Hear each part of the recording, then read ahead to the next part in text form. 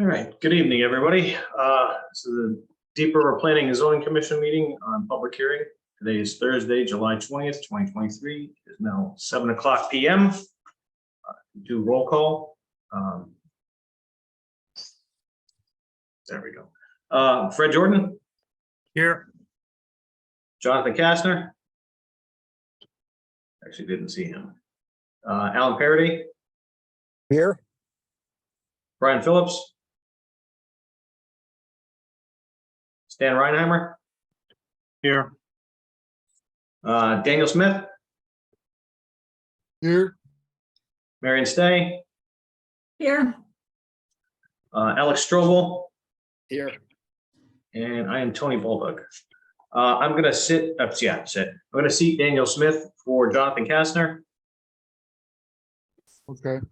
Out there. All right. So, Daniel, that means you can vote on this stuff. First item of business. I need a motion to correct the agenda. Items 3B and 5B should say preservation where it says parks. I think that's the only change to the agenda. So, looking for a motion. I'll make that motion. I'll Thank you. second that. Thank you, Stan and Fred. Alan, Yes. Dan, Yes. and Marion, Yes. and Alex. Yes. Thank you, guys. Okay, item number 2, audience to citizens. Citizens can address the commission for items that are not on the agenda. So anything else that's on the agenda that's later on in the public hearing, you can talk about that. But anything that's not on here. Anybody? I have a question. This is Lee Balducci. Yep. I'm just wondering, Tony, why are we still doing these as a Zoom meeting? Couple reasons. One, we don't have the ability to do hybrid meetings. 2, our zoning enforcement officer, who's one of the best in the business, doesn't live anywhere near us. So this makes it convenient. All right.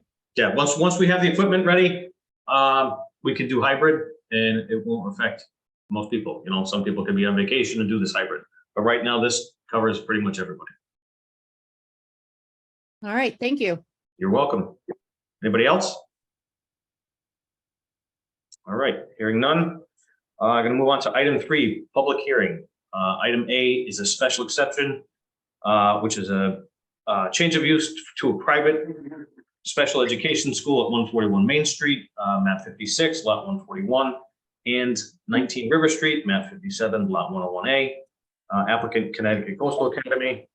And is there somebody here to represent this? Yes, Tony, I'm here. This is Pam. Yes. Thank you. You're Are welcome you- to join us. Thank you. Can you just give us a little overview and Sure. Michael, did I hear that you were on as well? I wasn't sure. Pam, no, it's Paul Garrity. I'm on. Oh, okay, Paul. Do you want to do the overview, kind of what we went over and what we submitted? I think I can. You're probably a little bit more familiar than I am with it, but as I think everybody's aware, this is the old Citizens Bank building. Coastal provides educational services for this. There's no changes to the footprint of the building. One of, I think, the concerns that was expressed was whether or not there would be school buses. They don't use school buses. They use private livery services. So the largest vehicle that you would have would be a van. And when you look at the site plan, you can see that there's adequate parking for staff. The vans would enter, as we're proposing it, unless the commission feels otherwise, onto, I think it's Liberty Street there. I can't quite see the corner there, and then come in, from High Street, come in to the building where the portico is for the prior drive up ATM and teller. They would discharge their passengers there. When they discharge, there is staff to bring the students into the building. It takes each vehicle a matter of a minute or 2 to unload its children. And then the vehicle would exit back out onto Main Street and either go right or left at that location. Pam, I'll let you address the hours and the number of children and the number of staff, but Sure. there's no changes proposed to the structure itself, externally or on its footprint.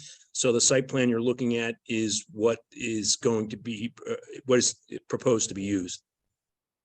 And I can speak to that. So obviously, we are a state-approved private special education school, and we go through an application process, so an approval process with the state. So they'll come in and they'll see, obviously, there's adequate size to the building and space per student that we have. So we are proposing that we use the space as is. So we have, kind of designated where the classroom spaces are and all of that within the building. If there are any revisions or recommendations from the Department of Ed, obviously we'll address those. At this point, having gone over kind of the footprint, I submitted everything to them. They think it's a very usable space, great use of space.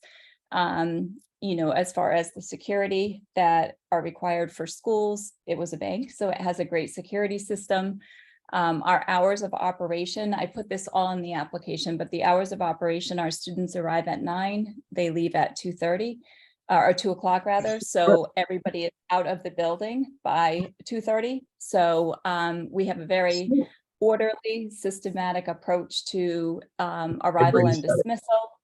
And we use, a walkie-talkie system, so we don't have kids out in outside waiting for buses. There's none of that. So when delivery services arrive, it's announced that, Montville's here or Norwich is here.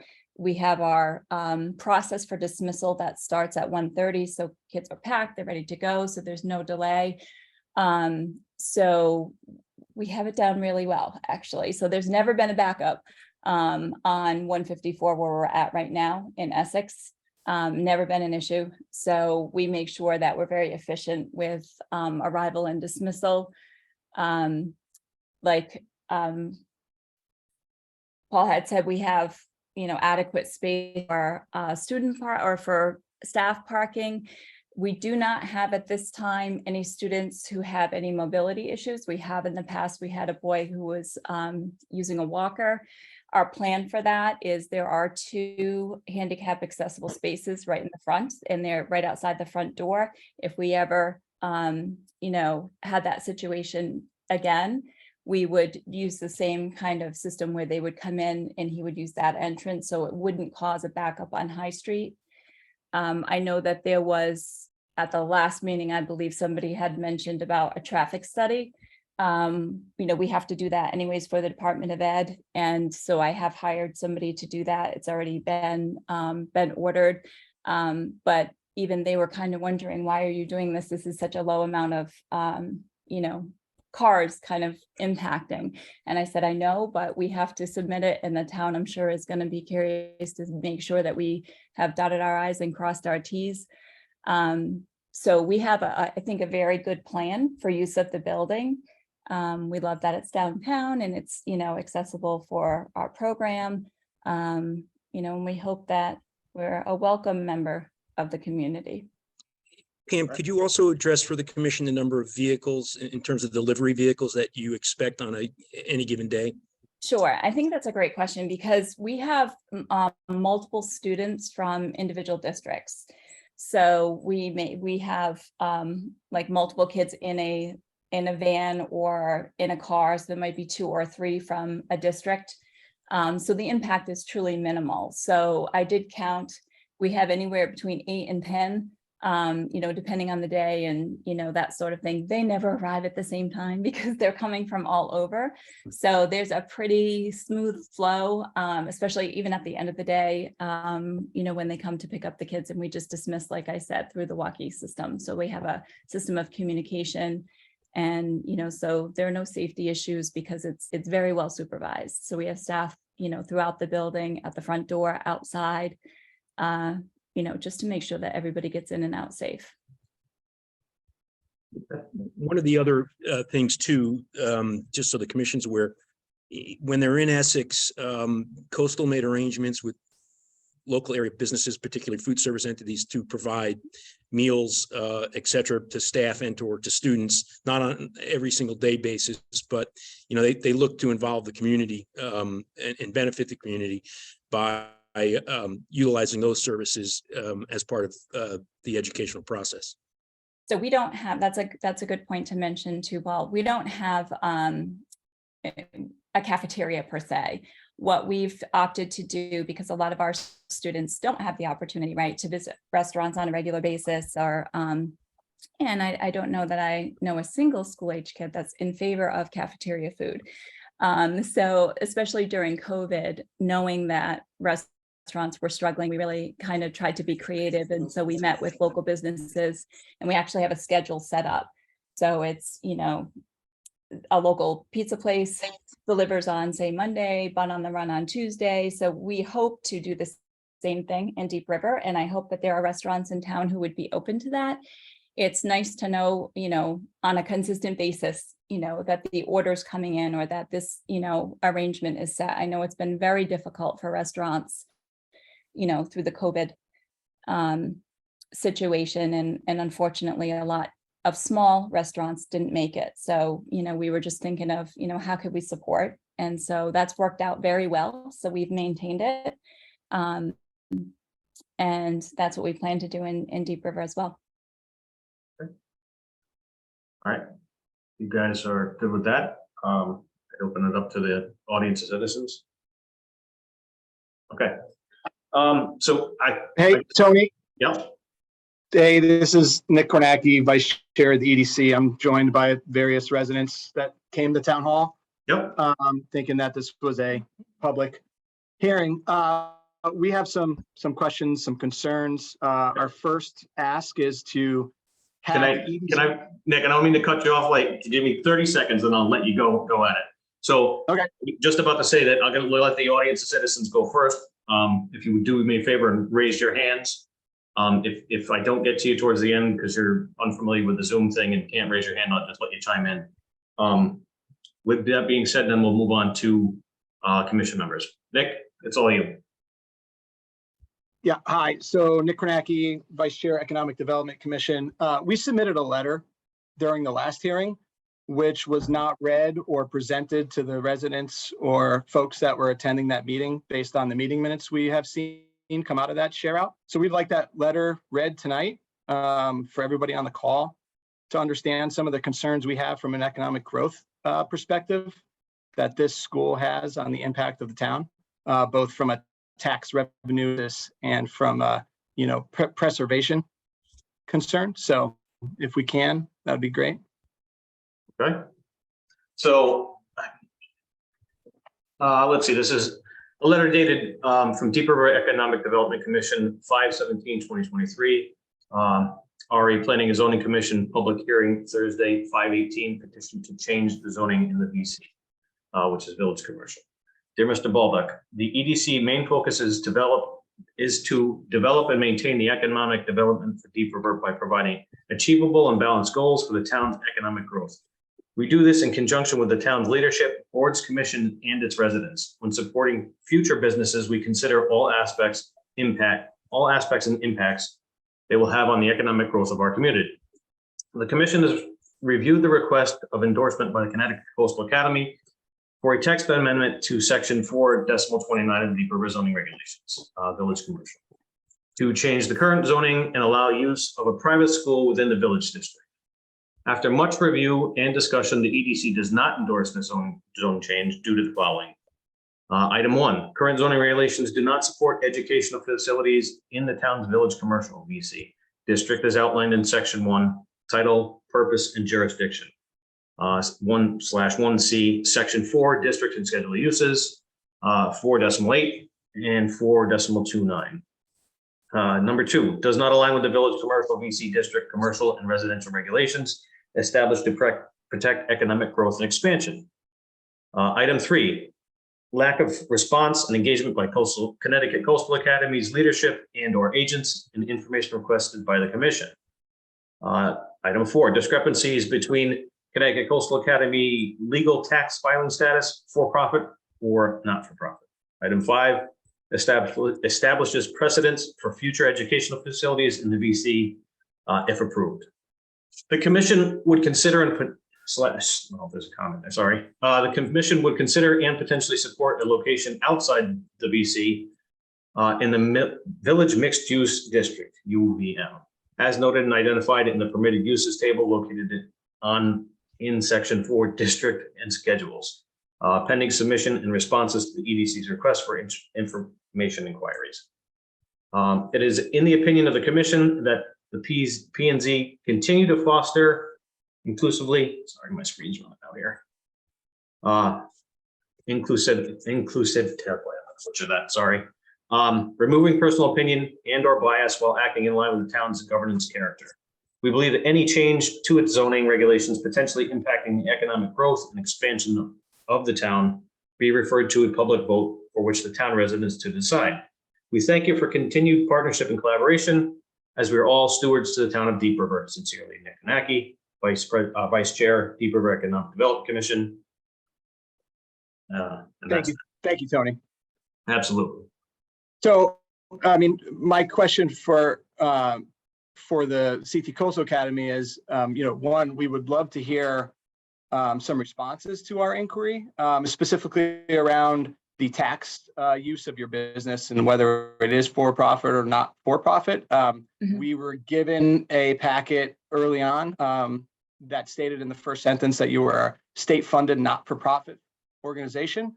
And then shortly thereafter, we got a letter from one of your agents / attorney that stated you were for-profit. So we want to understand what the tax implications are with you moving into this location, seeing that Citizens Bank is taxed at a very high tax base due to its former zoning, which was bank and institutional. Sure, I'd be happy to. I've addressed the tax issue before, and I don't know that you received anything from me that said we were a that we were a nonprofit. So when we originally had started, there was paperwork that was filed by our previous attorney that was, they set our organization up incorrectly. I don't know how else to say it, but that's what happened. We had to restructure because the filing of the paperwork was wrong. Paul, you can speak to that, I'm sure, a lot more than I can.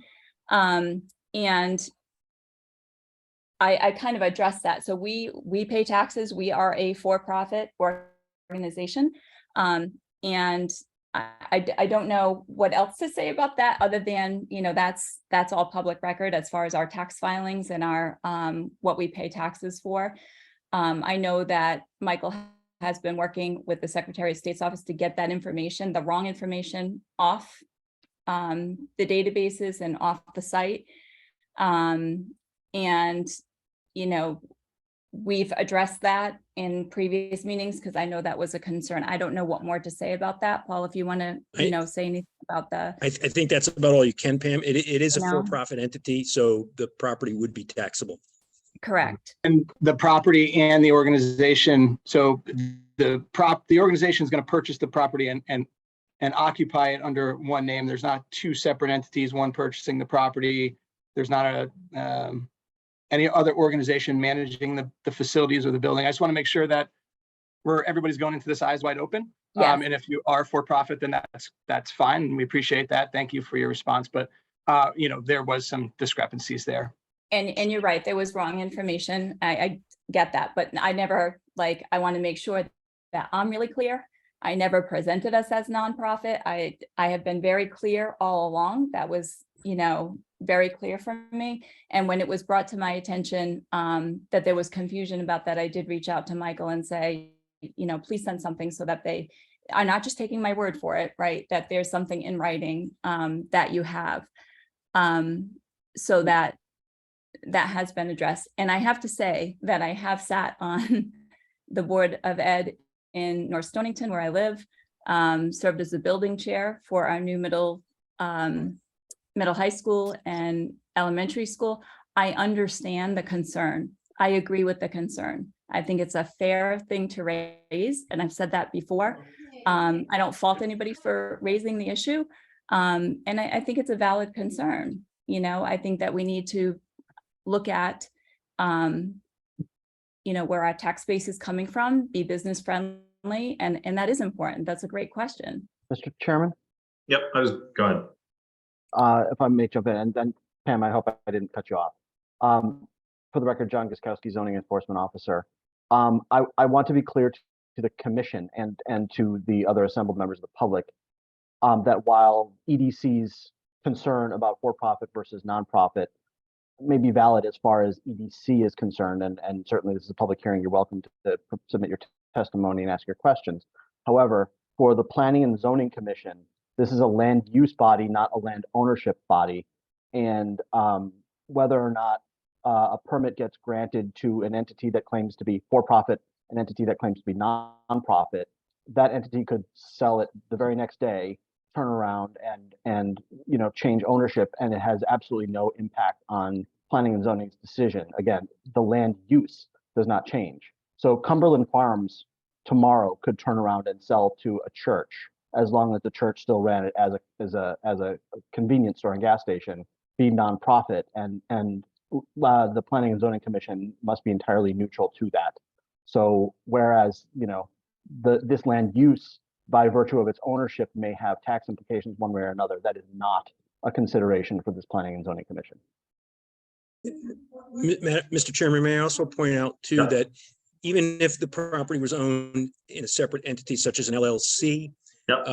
It would still be taxable because the LLC is not intended to be a nonprofit 501c3 entity. It would be collecting rent, Yep. And therefore it would be a commercial activity.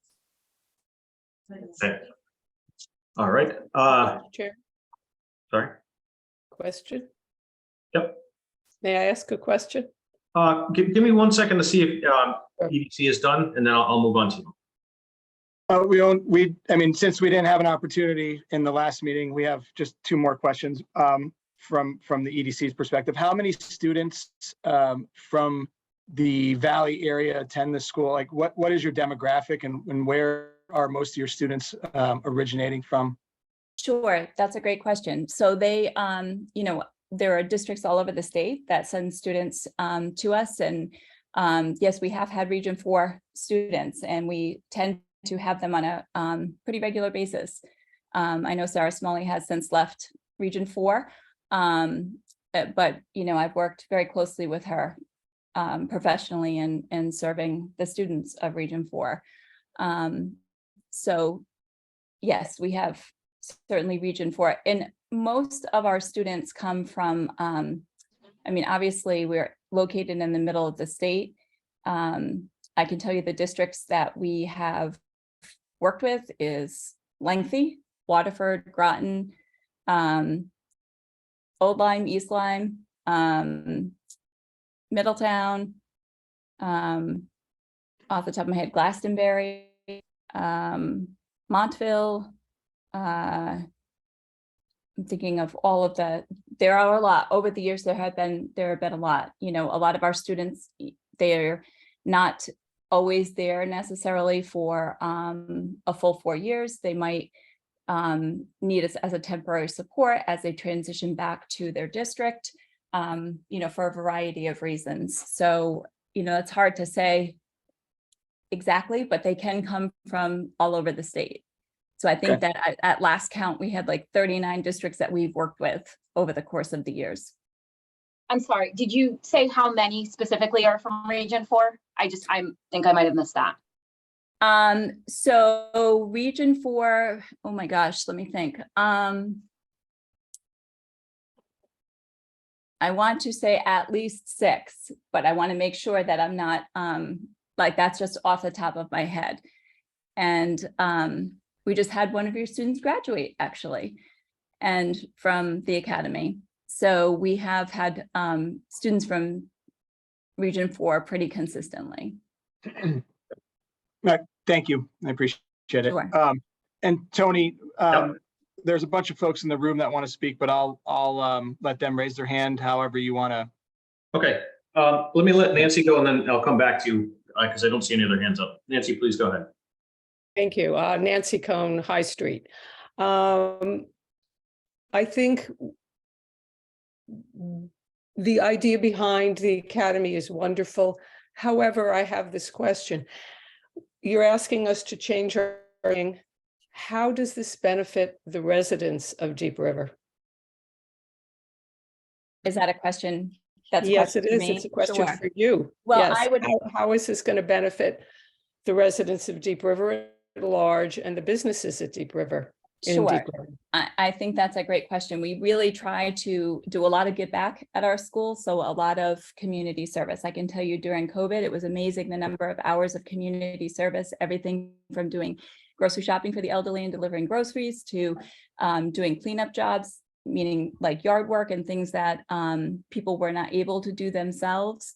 Work at the local animal shelter, like lots of activities within the community to give back as much as we can. We hung in Westbrook the Christmas lights and helped with that project. But we try to really integrate and bring value and give kids, as many opportunities and to shine in a great, positive light. I think that from a business perspective, I would hope that having accessibility to restaurants, shops, gives them opportunity for, work experience, but also to be a patron of those businesses. A lot of our students, if they go out into the community and have lunch, certainly we would go local and that would be possible. And we could, walk to, there are plenty of restaurants within walking distance. Like I said earlier, I would hope that that partnership of, supporting local restaurants with our, school lunch program would be well received. It's, been well received in the past. I would assume it would be no different, Essex to Deep River. I think that, certainly public transportation and the accessibility of public transportation for our students is definitely a positive. And I would think that, we would hopefully bring a positive aspect and life into the community. I So would I also, hope we would also be bringing like an inclusive, philosophy and vision and like our students who are in our HBI program, they are our future plumbers and electricians and, those skills are important and, there's lots of opportunity to, practice those skills. We did a lot with the Essex Steam Train. So right across from the lace factory where the depot is, that work was our students. So they redid that building the summer of 2019 and did the painting and the rebuilding and, at no cost to the town, at no cost to the steam train, but like we did it because it was great hands-on experience for our kids. They got to, integrate within the community and, interact within the community. I mean, I think that those are all positives that I hope that people see the value in and bringing that idea of community inclusion and, hope and opportunity to young adults is a value. I would also point out too that, bank buildings are notoriously big white elephants when it comes to reuse other than by a bank. So you're taking a building that's been vacant for a substantial period of time and utilizing it, which will probably ultimately increase the value. I'm sure Citizens continues to pay the taxes on it, but you'll now have this client paying a tax and you'll have an additional number between the students and staff synergy in the village area right there. So I think those are positive benefits for the town. If the students are there from 9 to 2:30 and then they are bussed out at 2:30, how does it benefit the town? That's our concern as well.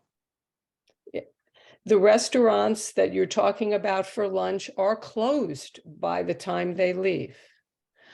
If they're bussed out, they can't go shopping at Celebrations or at Anchor and Compass or so. I'm not seeing it. As I said, it's a wonderful idea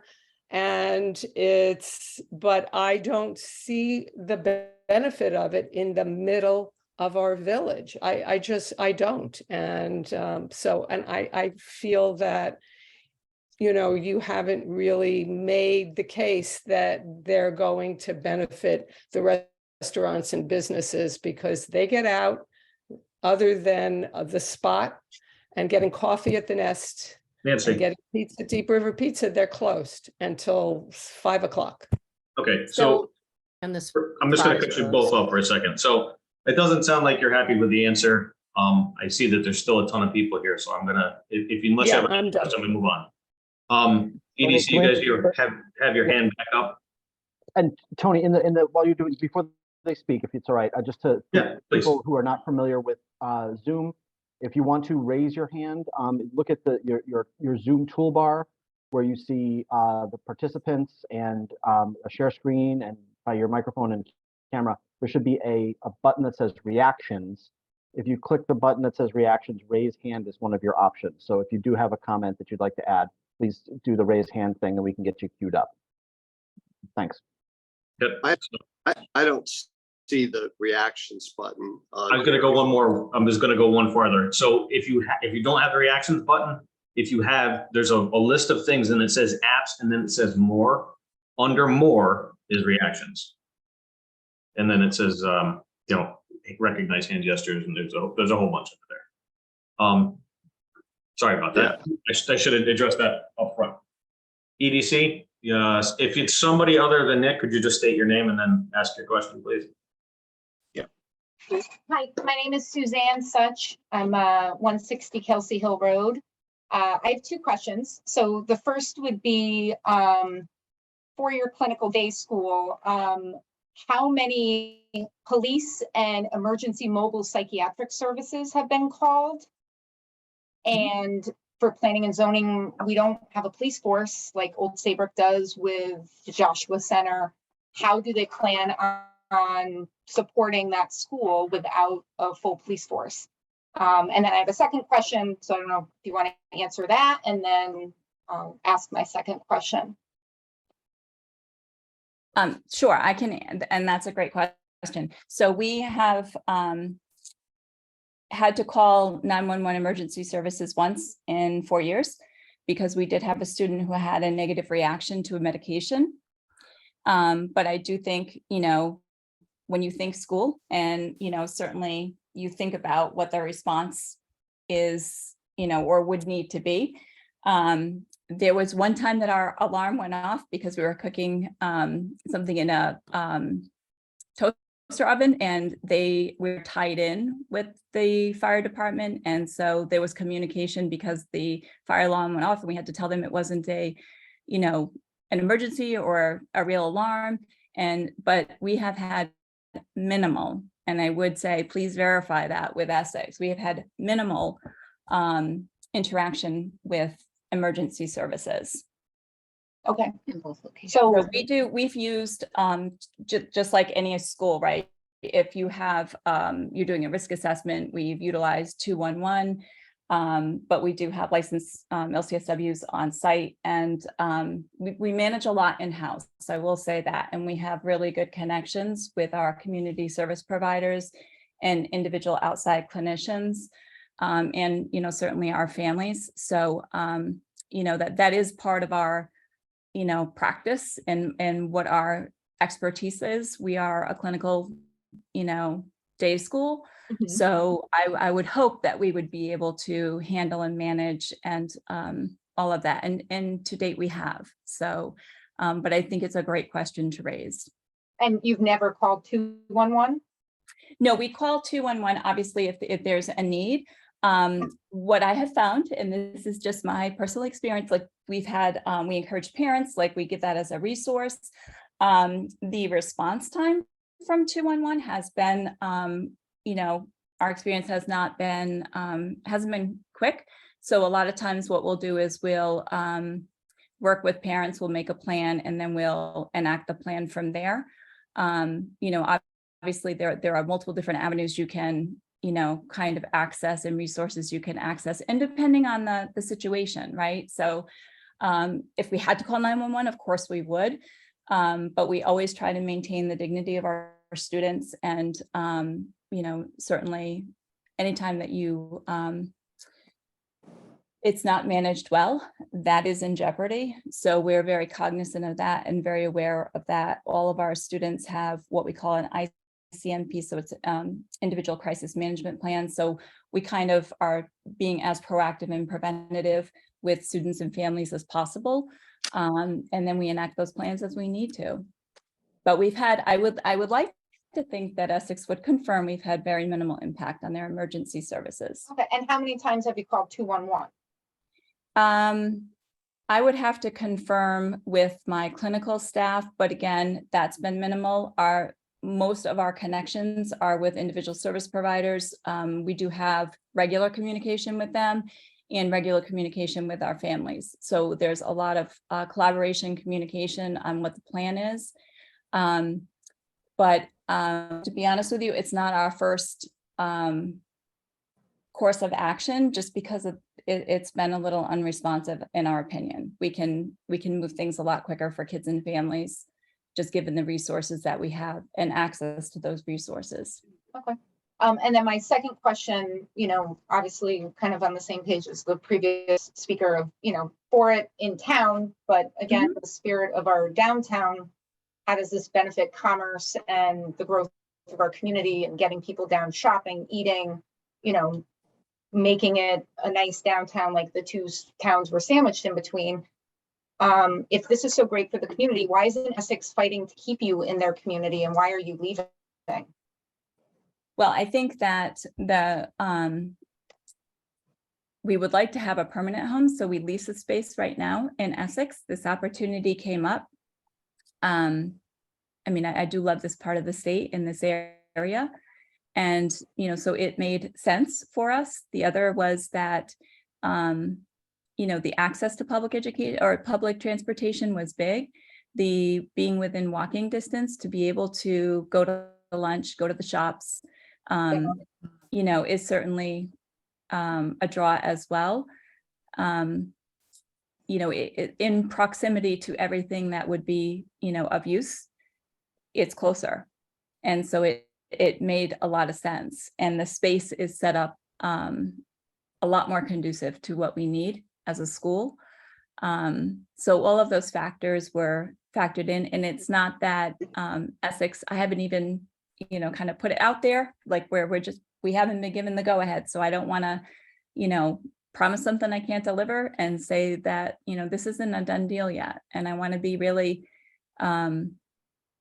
transparent, sensitive, and open to the feedback that I get and that we get. And I want to make sure that ultimately this is a good decision for my students as well. I don't want them to feel unwelcome in a location. They've had a lot of rejection in the past and not a lot of positivity. And I certainly don't want to put them in a situation that's negative and that people are seeing their presence as a negative. I don't think any one of us would want that personally. No, and I don't think it's a negative. I think the location is what people don't agree with, not having it in our town, but just. So I'm going to stop you there. So you may not, I wouldn't generalize like that. Okay. The people here. Okay. So I know you guys have a bunch of people there. So to be fair, I'm going to skip over. If you're done with your questions, I'm going to skip to Carrie and then go back to you guys because it looks like you have a room full of people. Carrie's iPad, if you've had your hand up for a while, please go ahead. Yeah. I just wanted to say, I hear the objections, but sorry, I'm sorry, sir. For the record, your name, please. I'm sorry, Kerry Walter, resident, River Road, spelled Waelter. I hear the objections, and listen, I had a home in Killingworth for 17 years. I bought my house in Deep River a couple of years ago. We were big fans of Red House and Hallie Joe's every weekend for breakfast. So it was a natural move for us because we spent a lot of time. There's not a lot in Killingworth. Relatively speaking, Deep River is actually more vibrant, but unfortunately, it's not Essex and it's not Chester. And I know that Mr. Marino tried very hard, to attract at first a high-end restaurant, which would have been great. It'd be great to have some critical mass like that. But I have to tell you, the reason why I wanted to speak professionally, I'm a commercial real estate lender. And I have to tell you, my customers are drowning. Those that own, excuse my dog, those that own office or retail space. Retail first, has been struggling for a while because of the internet. And more recently, office because of COVID, people working out of the office. I have customers giving back to the bank properties day by day. It's not a good situation. So when I look at a use like this, I know it requires a change in the zoning. But as was stated, it is for profit. Of course, anybody could change that. As stated, the Cumberland Farms could be bought by a church. But I don't think that, some of the questions I'm hearing, concerns, I agree. I would love for there to be, 2 great restaurants put in there so we'd have more choices. But the Webster Bank really didn't offer anything, really. I think that it's a little unrealistic to expect that, any use that's going to go in there is going to change the whole nature of the town. I look at it as, is it a negative use for the town? I don't think so from what I'm hearing. It sounds like it's a fairly benign use. We'll have less traffic impact than the Webster Bank with the drive-through had. It's just not necessarily, the panacea that everyone would want, but the reality of commercial real estate right now, it's very tough. So that's, I just wanted to share that. You? I don't see anybody else's hand back up, so I'm gonna go back to the EDC. Just again, state your name and ask a question, please. Hi, Kristen Brennan, Rogers Lane resident for the last 9 years. It's hard on this little computer screen to see the map. What is the outdoor use you plan for the students during the day? What is the space? Is there any outdoor utilization at all? On your website, I noticed some outdoor experiences in big grassy open fields, and that space doesn't offer that. How is that going to be utilized in the zoning situation? Sure. So we have very little open space where we're at right now. So we do make use of the local parks. Go to Chatfield Hollows. We go, obviously to the parks that are local to us. We do nature walks and things like that, within a short distance, because that's, kind of what we have available to us. As far as other things that, as far as like exercise or movement and things like that, our students do have passes to the memberships to the Y. So they've been accessing the Y. So we've been pretty creative and thinking a little bit outside the box, but it actually has turned out to be a really positive thing because, again, they're getting the opportunity to navigate the community and, learn really some healthy physical and social, emotional, and all of those strategies we can, implement within the context of the community. So there isn't a whole lot of outdoor space in this building. So I would assume we would do the same. So I know there's a park down the street. Let me interject there. As somebody on the Park and Rec Committee, if you're going to use the Devitt's Field, the Platwood Park, our town green with the memorial, the landing, anything over 10 people, you actually have to register it as an event that you're doing and pay a fee each time. So if you're going to bring a populace of students, that's something to know that will affect what you're doing. Sure. And I will tell you that, so I believe in natural proportion for inclusion. So one thing, and I actually just spoke with the Department of Justice about this, about like kind of the thinking behind it. And the thinking behind it is that people with disabilities, they should represent, the populace, right? So if you have a whole school of special education students, like that's a field trip. And yes, we have taken field trips to like the Mystic Aquarium, just like any other school, but we try to maintain natural proportions. So it would be very unusual for a group of 10 students to be going to a park. We try to keep the numbers low, to make it, a more natural kind of setting. I don't want it to look like, and we have all seen it, right? We, in the past, we would call it herding. We don't want to do that. We don't want our students to stand out, draw attention. We want to really, truly integrate and use whatever facilities are within the community in a natural way. So I will keep that in mind. If it goes over 10 students, for whatever reason, if we have an event that we would like to use the park, that's good to know. But as a practice, we do not do that. And one last question, and then I'll forgo. If you are having some kind of behavioral concern while you're actually in the community doing some kind of event, we are directly on Main Street where you're talking about being. How do you address that, especially being so close to our actual public school here in town? Sure. So let me talk about the population of our students. So our students are students who have certainly learning disabilities, high functioning autism, anxiety, depression. So one of the things that we do, I think, very well is we vet our applicants through an admissions process, through site visits with families and districts, and also invite the students for a shadow day so that we really get to know them and see how they're going to integrate within our student population. A lot of our students have had issues of trauma, so there might have been bullying in a public school. They've been school avoidant for a variety of reasons. We all know that social media has been a real issue with cyberbullying. We don't allow cell phones, for example, within the course of the day. So our students lock up their phones, and that actually is a preference because it reduces distraction, but it also really encourages them to interact in a very different way, which most of our students are not familiar with right now. So our behaviors are not behaviors where, if you look at our restraint seclusion, we've had one, and that was the incident that I told you where there was a negative reaction to a medication. We are a hands-off program. We don't restrain, seclude. And actually, if we had a student who presented like that, it would be really detrimental to our school population and our community. That would be a pretty traumatic event for our students.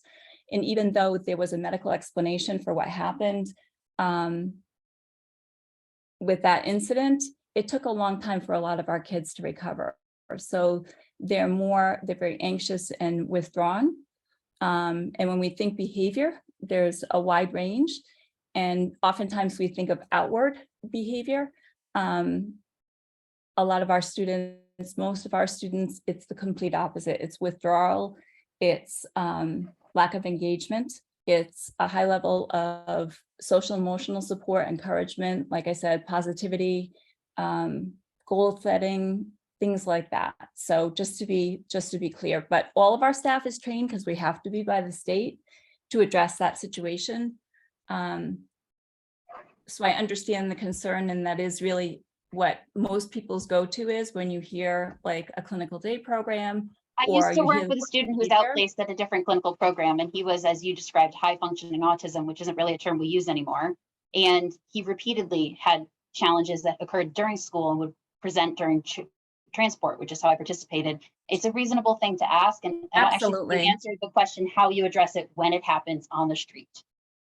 I understand they have plans, I understand they have resources, I understand it's our go-to as the community receiving this potential school, but I don't actually think you answered most of the questions directly that have been asked of you tonight. Thank you. I cede my time. I'm gonna jump back. I see you guys still have your hand up, so I'm gonna jump to Cindy. Could you go ahead? You're muted if you're.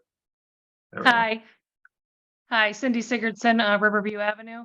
I just wanted to go back to, I think Carrie Walters' comments. Can you tell us how long the building's been empty and if there's been any other interest in it at all? Hey, guys, this is for EDC, I think. No, no, she was speaking okay. to Carrie Walter, the gentleman from River Road. Oh, okay. That question Or was just directed. whoever, if anybody knows how long the building's been empty and if there's been any other interest in it. Well, that was my comment is I've spoken. 2 with years. Marino, the owner. I think he can speak best to this. Excuse me, I don't know how to raise my hand. This is Mark Marino. Yep. Can I answer that question, please? Sure. Okay. Sorry, I don't know how to raise my hand. No, that's fine. Go ahead, please. Yeah. Okay. Yeah, I'm the owner of the building. The building's been empty for 3.5 years. The vision of when I bought that building was to bring in a restaurant, maybe a brewery, maybe a wine bar. We found out very quickly that the only takers we had were pizza restaurants, Chinese, which does not work for the amount of money, the $1 million that it would take to renovate the building to house that. We then started looking at a lot of other situations, the best use of the building. And to be honest with you, being in the center of that town, the size of that building, a lot of people don't understand, it's 12,000 square feet. Very difficult to house anything there. We've thought about breaking it up into different businesses, which again makes no sense. This is the perfect situation for the building and for the town. It serves all the purposes. You've got a building that's sitting in the center of your town for 3.5 years. It actually is a detriment to the town to have that building, which is one of the main buildings on Main Street, to be empty for that amount of time. And, you know, I hear a lot of things about traffic and people coming in. How does anybody in this town expect the businesses that are here to be able to thrive if we don't bring in some traffic, if we don't bring in some people? You know, this isn't the only building I own in town, and I look at the town and the economic development. It needs people, especially on economic development, to really look at this town and figure out where we're going, and to break maybe the pace of where I'm going. I lived in Chester for 20 years. 30 years ago, I was on economic development in Chester for many years, and I was one of the people that brought Chester to where it is now. That was my goal when I moved to this town. I live on River Road. The reason I've been buying buildings is to try to bring this town together with our neighbors, our tri-town, which has not happened, and it's because we've had so much resistance with the people. But you've got an opportunity to have a school that wants to be here, that will bring people to town, that will use the restaurants for their lunches. And the longer that building sits there empty, all it will do is bring this town down. So long answer for that question, but it's been empty for 3.5 years. Thank you. You guys from EDC still have your hand up as again, I don't know. And I just want to Mark, we welcome you to any EDC meeting. We'd love to have you come. We meet regularly. We've canceled very rarely. Do we cancel? It's usually when we don't have quorum. We have yet to come to one of our meetings. So I think, you're very biased in your opinion, since you're the owner of the town, of the building in the town.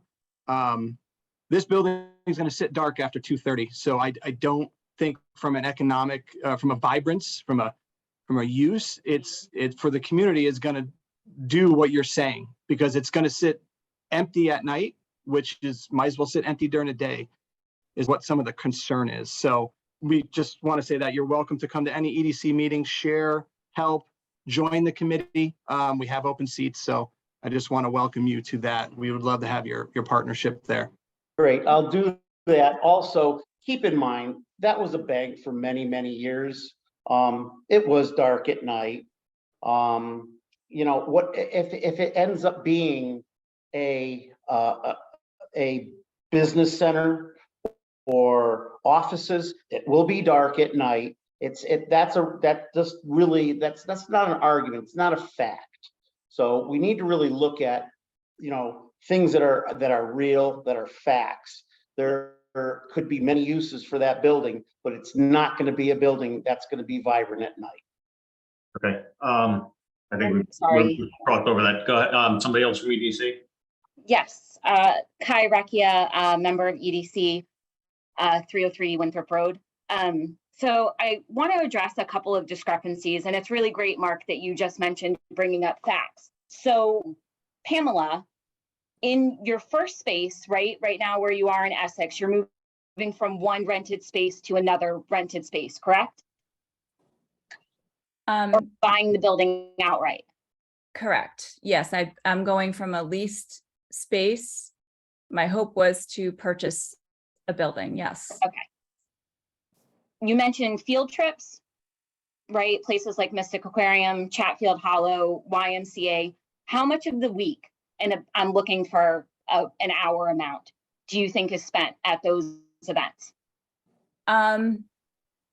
It depends. Obviously, we do more when the weather's nicer. But we are in the community. I would say if I had to put a percentage on, I would say 40% of the time. We have a transition program.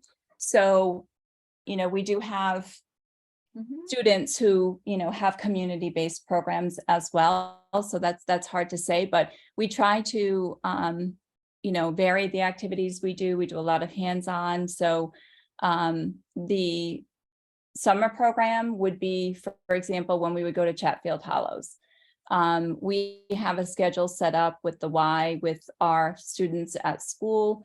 And we rotate, kids through so that, like I said before, we're not going as a full group. And try and individualize that way. So there might be, going shopping for our culinary classes. Obviously they're going to the store. Okay, for I'm that, not, I'm not particularly interested in like the minutia and the granularity of each separate trip, but just of an overall week, if you're open from, you said that 9 to 2:30, right? But packing up begins at 1:30. It's actually 9 to 2. So just to be clear. Okay, so 9 to 2, packing up starts at 1 p.m., correct? 1:30? 1:30 p.m. So it takes you roughly half an hour of packing up. Everyone's ready. There's never been any backups, even with a 30-minute pack up time. So from 9 o'clock to 1:30, how much of your time is actually spent in this community, in Deep River, not at Chatfield Hollow, not at YMCA, not at Mystic Aquarium, not at other outdoor programs? I think she got the point. Yeah. So I would say an hour a day. An hour a day. And At then after least an 2 hour a day, o'clock, sometimes more. okay. So for an hour a day, sometime between the hours of 9 o'clock and 1:30 p.m., your students would potentially be out in the community adding vibrancy, but not after 2 o'clock p.m. because then it's dismissed, right? And you're then using those same livery vehicles that drop kids into town are directly taking them out. Correct. Okay. So And my just staff is again, there till to 4:35. bring it back to facts, we're talking about your student population being active in all of the emotional ways that you've mentioned before in community service and everywhere else for possibly an hour a day. Well, let me clarify that. So there might be multiple community outings, but they're not going to be out in like any activity. Any one activity is not going to be, longer than an hour. But that is throughout the day from 9 to 1:30. And just to be clear, we're not packing up for a half hour. So we are doing our closing activities, which is our town hall meetings, our, goal setting for the next day, our review of how the day went. So it's not packing up. So okay, I'm just using your words that you used at the beginning. Well, they're all packed up because that's part of the process. Like the closing of the day activities is from 1:30 to 2 o'clock. And the reason that we do that is so that we are prepared and that we're being efficient and we aren't having people waiting for kids to get ready and come out and all of that. So, but to generalize it as packing up just is inaccurate. And I want to make sure that that to say, well, our students are out for an hour a day. No, like the activities range, from half an hour to an hour. If they go to the grocery store, they go, for lunch or whatever, but there'll be, multiple activities throughout the course of a day. Right. And most of the examples that you gave for other activities, one of the things, and again, I'm just trying to tie up discrepancies in between what you've said and a lot of your emotional language and what the actual facts are, is that most of the things that you have referenced are things that are outside of actual Deep River. So if there are things that you have planned where your students and their parents and whomever else are actually going to engage in the town, I would love to know that. But field trips everywhere else that you've mentioned are all things that are outside, which goes in direct contrary to your need to be in a town with having walkable things. Well, that's part of the reason that we want to be in a town within walkable range, because we aren't. I don't know if you're familiar with where we're located now, but we're on 154. So there's not a whole lot within walking distance, unfortunately. And that was the draw. That was the whole reason. We would like to be able to do more community-based activities within the community where we are. I'm sure that there's a lot of opportunities for the students to participate and things that need to be done on a volunteer basis that we would love to do. And we would love to do that within our own community. Unfortunately, we're not located right now in a position or in a place that's conducive to that. So it's not emotional, it's very factually based. That is the fact. You guys still have your hand up at EDC. Any more questions from you guys in the room? I have a question too. Suzanne Such, Kelsey Hill Road. You mentioned that these kids, a lot of these kids that go to school with you guys, are school adverse and shut down and all that. How do you plan on also then getting these kids who are shut down and adverse to doing the things they need to do in their homeschool to volunteer around here, clean things up, paint things? Like, how, in my knowledge of working in the mental health field, it's difficult to get kids to do things that they don't want to do. So why are they so open to giving back to a community if they don't want to go to school? Well, that's part of why we exist, right? So the fact is that a comprehensive middle school or high school is not for every student. And a lot of it is as basic as the environment alone. And you can change the environment and change the approach and meet kids where they're at. And you'd be very surprised how engaged kids will be.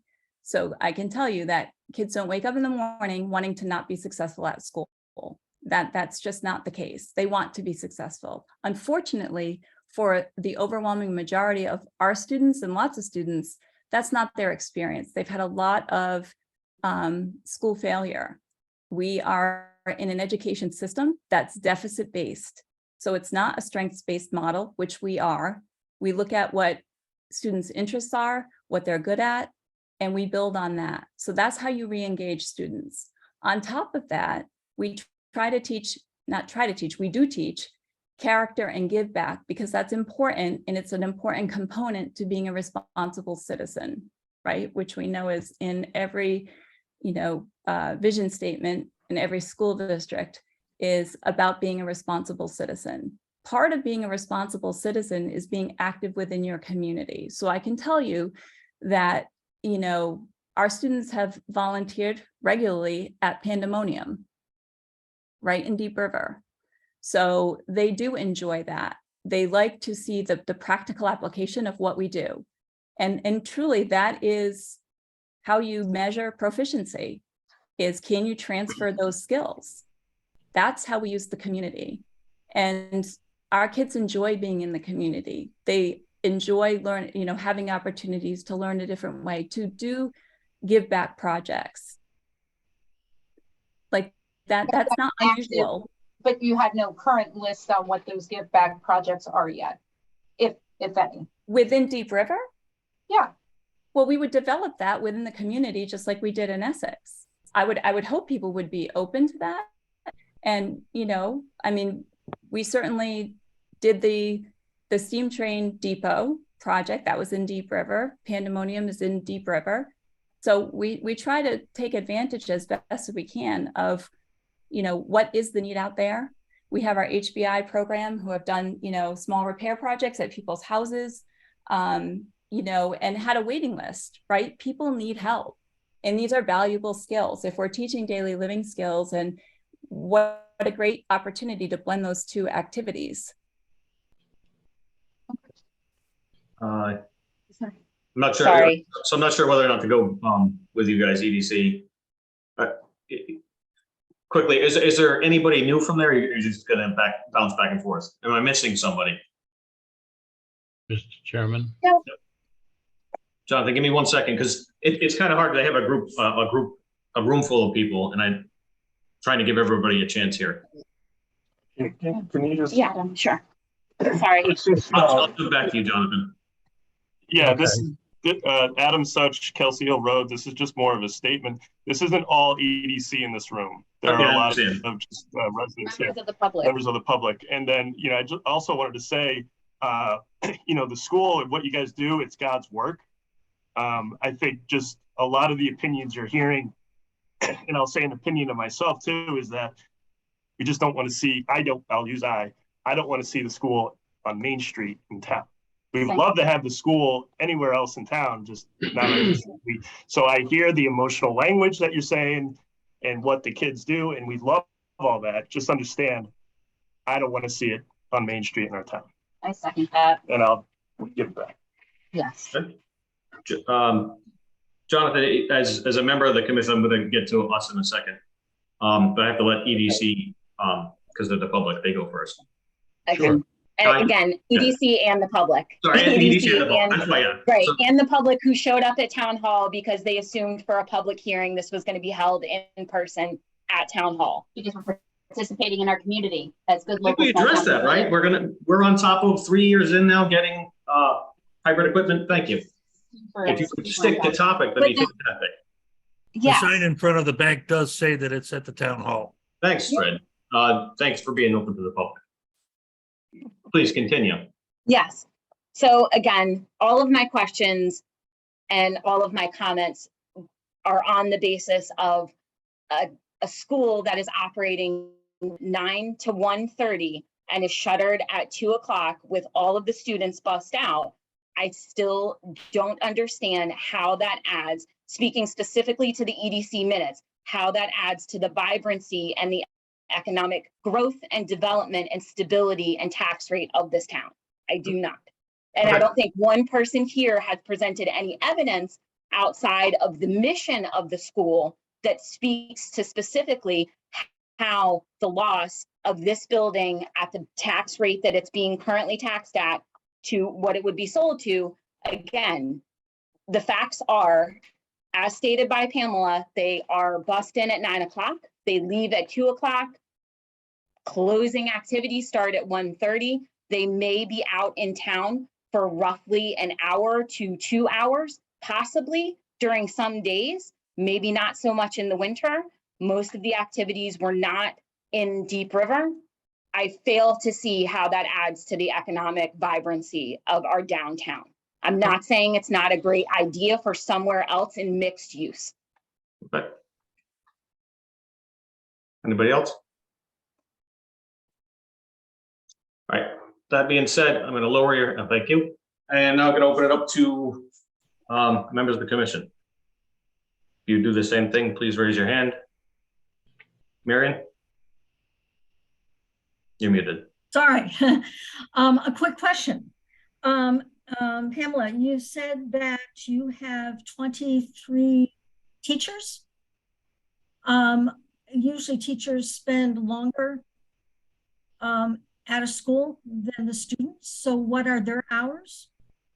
Sure. So my staff is there typically by 8 o'clock. And they leave, teachers work long hours, believe it or not. And so they're there, some days well past 5. Yep. Anybody else from the commission? Fred, you're muted. Oh, that's right, Jonathan, go ahead. Fred, you're muted. I forgot, Jonathan did have his hand up and I lowered it. Give me 1 second and I'll get back to you, Fred. Go ahead. I don't know if am I on? You're on. Well, I think if another Chinese restaurant were to come where the Great Wall used to be, that we would not spend so much time trying to find out when they were open. I think I just feel that we're getting. I'm sorry, it's a long time since I've done this. Right now, we have an empty building. It's been marketed, it's been sold. The owner spoke tonight. We can't turn it into something it isn't. If the town doesn't have the resources to fund something wonderful to go in there, so the town can only use the services of the EDC and the market, the real estate market, we can beat this to death. It may not be the highest and best use. Wouldn't be my preference, but I don't have the money to buy it, so I don't get to talk about that. I think we're in danger of losing a use that's not the best, but that is better than what we now have. I guess that's it. All right. Fred, you had your hand up? Yeah, One of the things is that, I looked at the, number one, at our Planning and Zoning Commission mission. That's right on the town website. And one of them says that our major concern is the health of our commercial district. It's the rural charm and small town atmosphere that has drawn many of us to live in Deep River, but it's our main street that sets us apart. We're fortunate to have a complete and eclectic mix of retail stores, and we guard our shopping district jealously. That's right in our mission statement. Now, I've heard a lot of things about security and walkie-talkies. It kind of concerns me is that if you need to have that kind of security with these kids, does that not present a potential safety hazard to our town residents if they have to run on that kind of security? I'm hearing words like clinical and social emotional problems.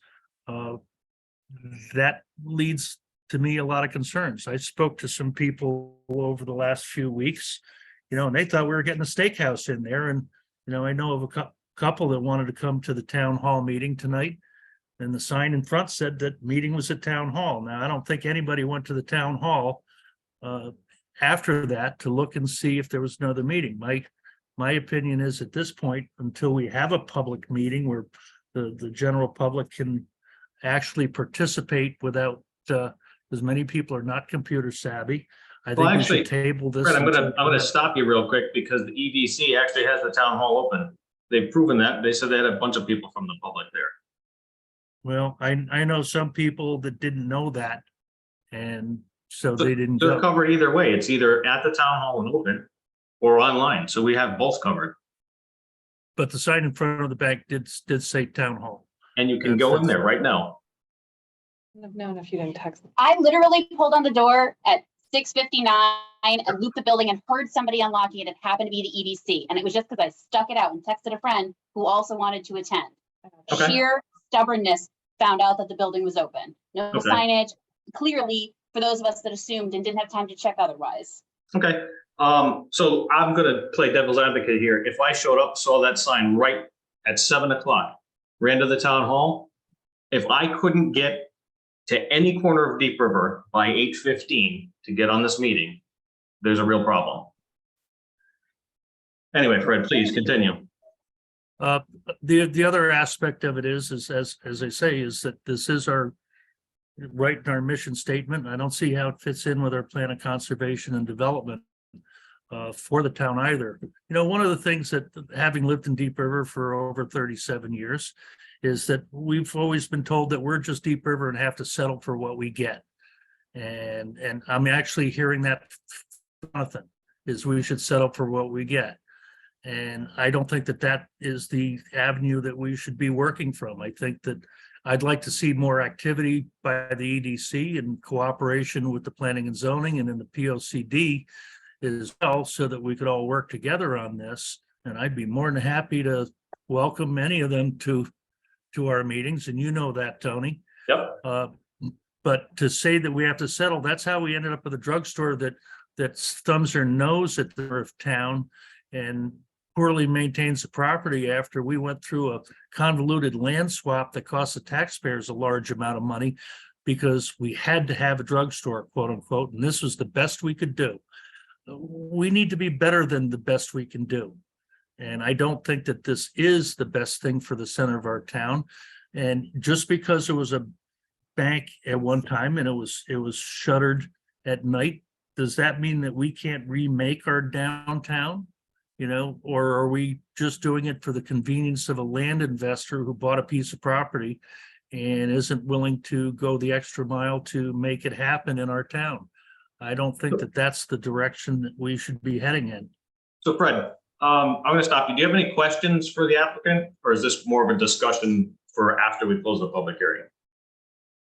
Oh, I thought this was still part of our discussions. That's why you opened it to members. Well, I mean, we're more or less, this is the fact finding part. If you got questions for So are the applicant. when you say you have social, okay, so I'll ask the Yes. applicant. Right. When you talk about social emotional problems, what sort of problems do you have with assaults on employees? With what? I'm sorry. Assaults on employees by your students? We don't. We've not had that ever. Dan, you keep popping your hand back and forth. I'm gonna. I do Yeah. want to say, Please. to clarify, Fred, just so that when I talk about security, right? So there are, even within public schools, right? There are certain requirements that we have as far as lockdown protocols, and just like any other school, we don't have an intercom system in our building right now, which is why we use the walkie-talkies. It's for efficiency and communication, for dismissal time, but it's not for security. When we talk about security, it's meeting requirements to keep students safe from the outside, not the outside safe from our students. So let me be really clear about that. We have, different aspects of the building, even the building that we're in. We ensured that there was, 3M coating on the windows and doors, for example. That's for the outside threat. Our entire building right now is a locked facility. So we are obligated to ensure that and have that safety plan in place, just like any other school. But I just want to make sure that that's clear. When I talk about safety and security, it's safety and security of students, that are regulatory. Okay, so one more question for you Sure. is, do any of your students have problems with the juvenile enforcement part of our police? They do not. That's part of our admissions process. Right. We kind of vet all of those situations out. Yes, if there has been court involvement, unfortunately, it's because it's coming from truancy from the district that they're coming from. And students are placed with us to re-engage them and, bring their attendance numbers back up. And our students attend regularly. So that to us is a sign of success. We must be doing something right if our students are showing up every day, and we are engaging them. So, do I think we can have a philosophical conversation on how the court system should be addressing truancy and engaging students and supporting families? And that's a whole nother topic. But as far as the juvenile justice system, no, we are not involved with that. Right. Maybe Daniel, you had your hand up for a while, please. Yeah, I'm sorry, I put it back down. I thought that Oh. Fred, the speaker before him, were going to cover what I was going to ask, Okay. but then they didn't, so I put it back up. So there are a lot of people attending this meeting, and apparently some that are upset that we aren't at the town hall or whatever else. So what I want to ask as directly as possible, this is a land use issue. Once we vote, if the vote is that we're going to put this great school in Deep River and embrace that, it's pretty much irrevocable. And I think that one of the points that Fred had made previously is we have made some of these votes in good faith. When I say we, I mean the council passed, not necessarily the people in it today. And the one in the front of my mind, every time I see the garbage trucks fly by me on Winthrop Road and trash flies out, is we gave somebody a permit for use for recycling for demolition. And as you know, now it's turned into household garbage and trash, and we have no brakes on it at all. We're like in negotiations with it. Now, I don't want to go down that road, but the point being is this is a really big issue. And I have to ask simply, should this not go for a vote? And how would we go about doing that? Here. What sort of vote, Daniel? So we're talking about changing the town use, the use for one of the largest buildings. I'm sure Adams is larger. I don't have that in front of me. For one of the largest buildings in our commercial district.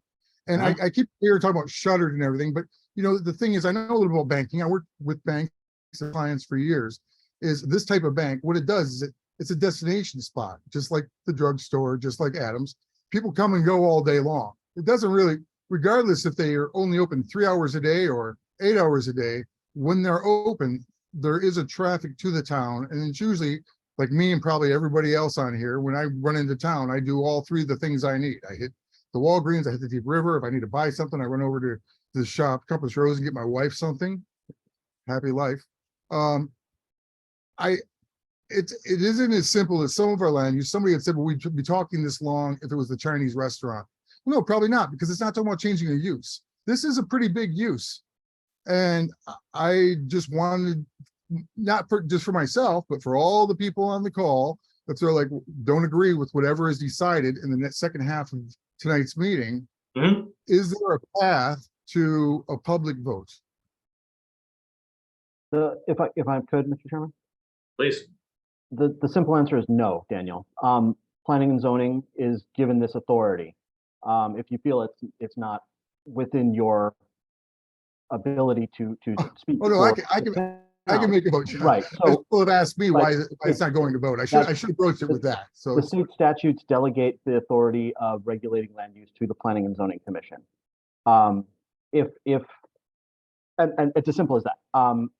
You know, if someone disagrees, someone with standing disagrees either positively or negatively with the commission's decision, you know, if planning and zoning denies this, the applicant is welcome to appeal to Superior Court. If planning and zoning approves this, someone with standing is welcome to appeal to Superior Court over that decision. But the judgment of the appropriateness of this land use is delegated solely to planning and zoning. Thanks, John. That was, so to be clear, I've had more than one person ask me, and 3 of them are on this call. And I didn't have the clear answer on that. And So feel free to direct people to me if they have those questions. Correct. I was just going to say, you don't want to get into ex parte communications, talking to people outside of the meeting. Alex, I'm sorry, Alan, you got your hand up. Yeah, I just wanted to make clarification because there were a couple of comments early on from the public regarding changing our regulations. And we've already changed our regulations. This use is allowed in this zone per our regulations. And what we're doing is reviewing the actual application and the nuances of it. So, I mean, I think that just needs to be clarified that this is a permitted use, and that decision was made based on, you know, public discussion and public input, and that's where we are. The another issue that was raised is trying to make a decision on the specific application based on whether this applicant does something for the rest of the zone. And it's not their burden. Perhaps that burden was on EDC in 3.5 years to find a viable use that added the vitality that they're looking for. But one of the reasons that the commission was in favor of this use in town in regard to our regulations is it is vital to the community of Deep River, because this is an area that's in proximity to our youth services. to our school system, to our town hall, to businesses that have a synergy with this program, be it the Nest or other businesses that would benefit from students that are having some vocational education. So I think part of discussion should be, is it compatible with the other uses? Not, is it going to revitalize our downtown? And that's the basis for the land use decision. It's not an economic decision. And I think our CEO clarified that. And I think that we should be moving away from that discussion. We understand that the commercial district of Deep River is extremely important, but there are numerous vacancies on Deep River that are very well suited for some of these other interests that EDC is looking at, be it restaurants or, you know, other things that bring people into town. The reality, which I forget your name, I think it was Pete Bonanno, pointed out, is that these other uses do bring vitality, not because you're coming to shop there, or, you know, we're not relying on our elementary school students to be shopping downtown between, you know, 8:30 in the morning and 3:30 in the afternoon. It's the fact that there are other that the street is full of uses and diverse uses. And I think that's the primary thing that we're trying to discuss here is the use compatible? And if there are issues, have they been addressed? And you know, I'd recommend that to the chairman that we dissuade discussion of the economics of this project. Will do. Point taken, and thank you. Alex, you have your hand up? Yeah, I have what might be the first actual site plan question. Okay. So if I'm to understand this correctly, the livery services are going to enter onto High Street, or they could come, Elm, right? Couldn't they come the back way up? Anyway, neither here nor there. Where they're going to drop these kids off is in the old drive-through. But where are the kids going to enter the building? Because all I can see is that then they would walk down the sidewalk, which I don't know. Is there a point of contention there where now we've got, you know, they're using the town sidewalk as a right of way? I don't know. That's a great question. Can I answer that? So that was exactly why I wanted to do the traffic study. So my thought was where that drive-up window is, that could be easily converted to a door, right? So that students wouldn't be on Main Street, they wouldn't be on a sidewalk, and it would be easy, immediate access into the building.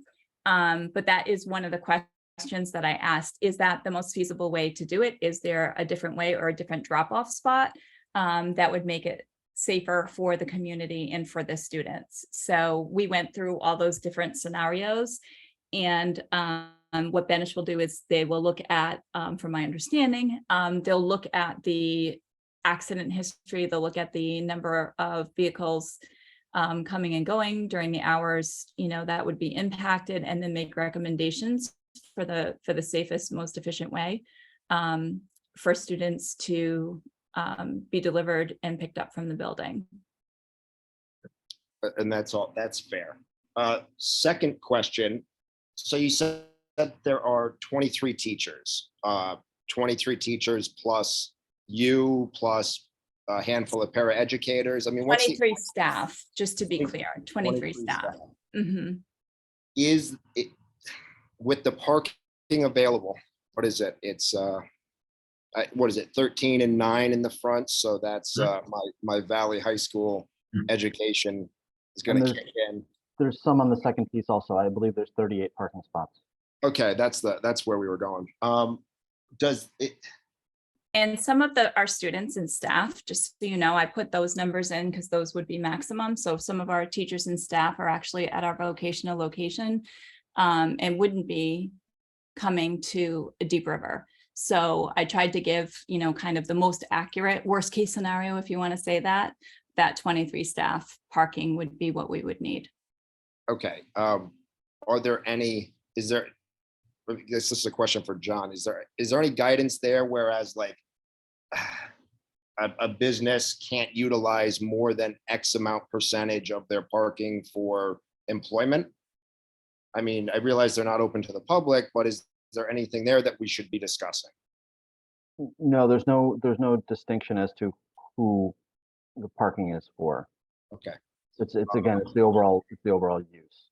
Okay, and last question, and I think this will help for clarification for everybody on this call. What exactly do you guys do here?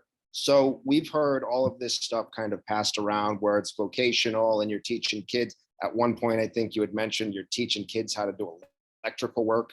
I am a product of special education. I got a fantastic, and this is not a tangent, but I will say I got a fantastic special education from our regional district school system. And I didn't need to go anywhere, but that's neither here nor there. My question is, what do you do here? Or is there a wood shop or is this? So that's a great, I would love to talk about our program and what our day looks like. So our students earn their high school diplomas from their district. So they meet all of their graduation requirements. So they still have to, you know, kind of check off all the boxes for math, English, science, social studies. We have, our guide for curriculum is Edgenuity. If you're familiar with that, it's based on the standards. And there's the ability to differentiate for students who need intervention, as well as students who may opt to take an advanced placement class. So there's a range of options based on, you know, interest and ability. And then obviously we differentiate the instruction based on, you know, the student. And that's what special education is.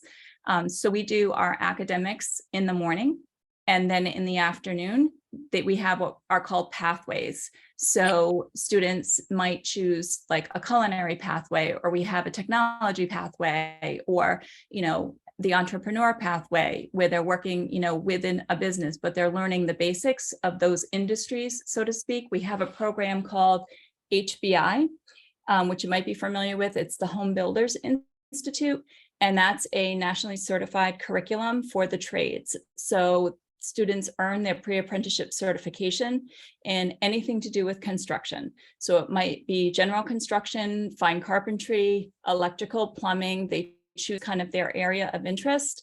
The pathway being a lot of times, EB right now has a great training program that 3 of our graduates from last year are currently in.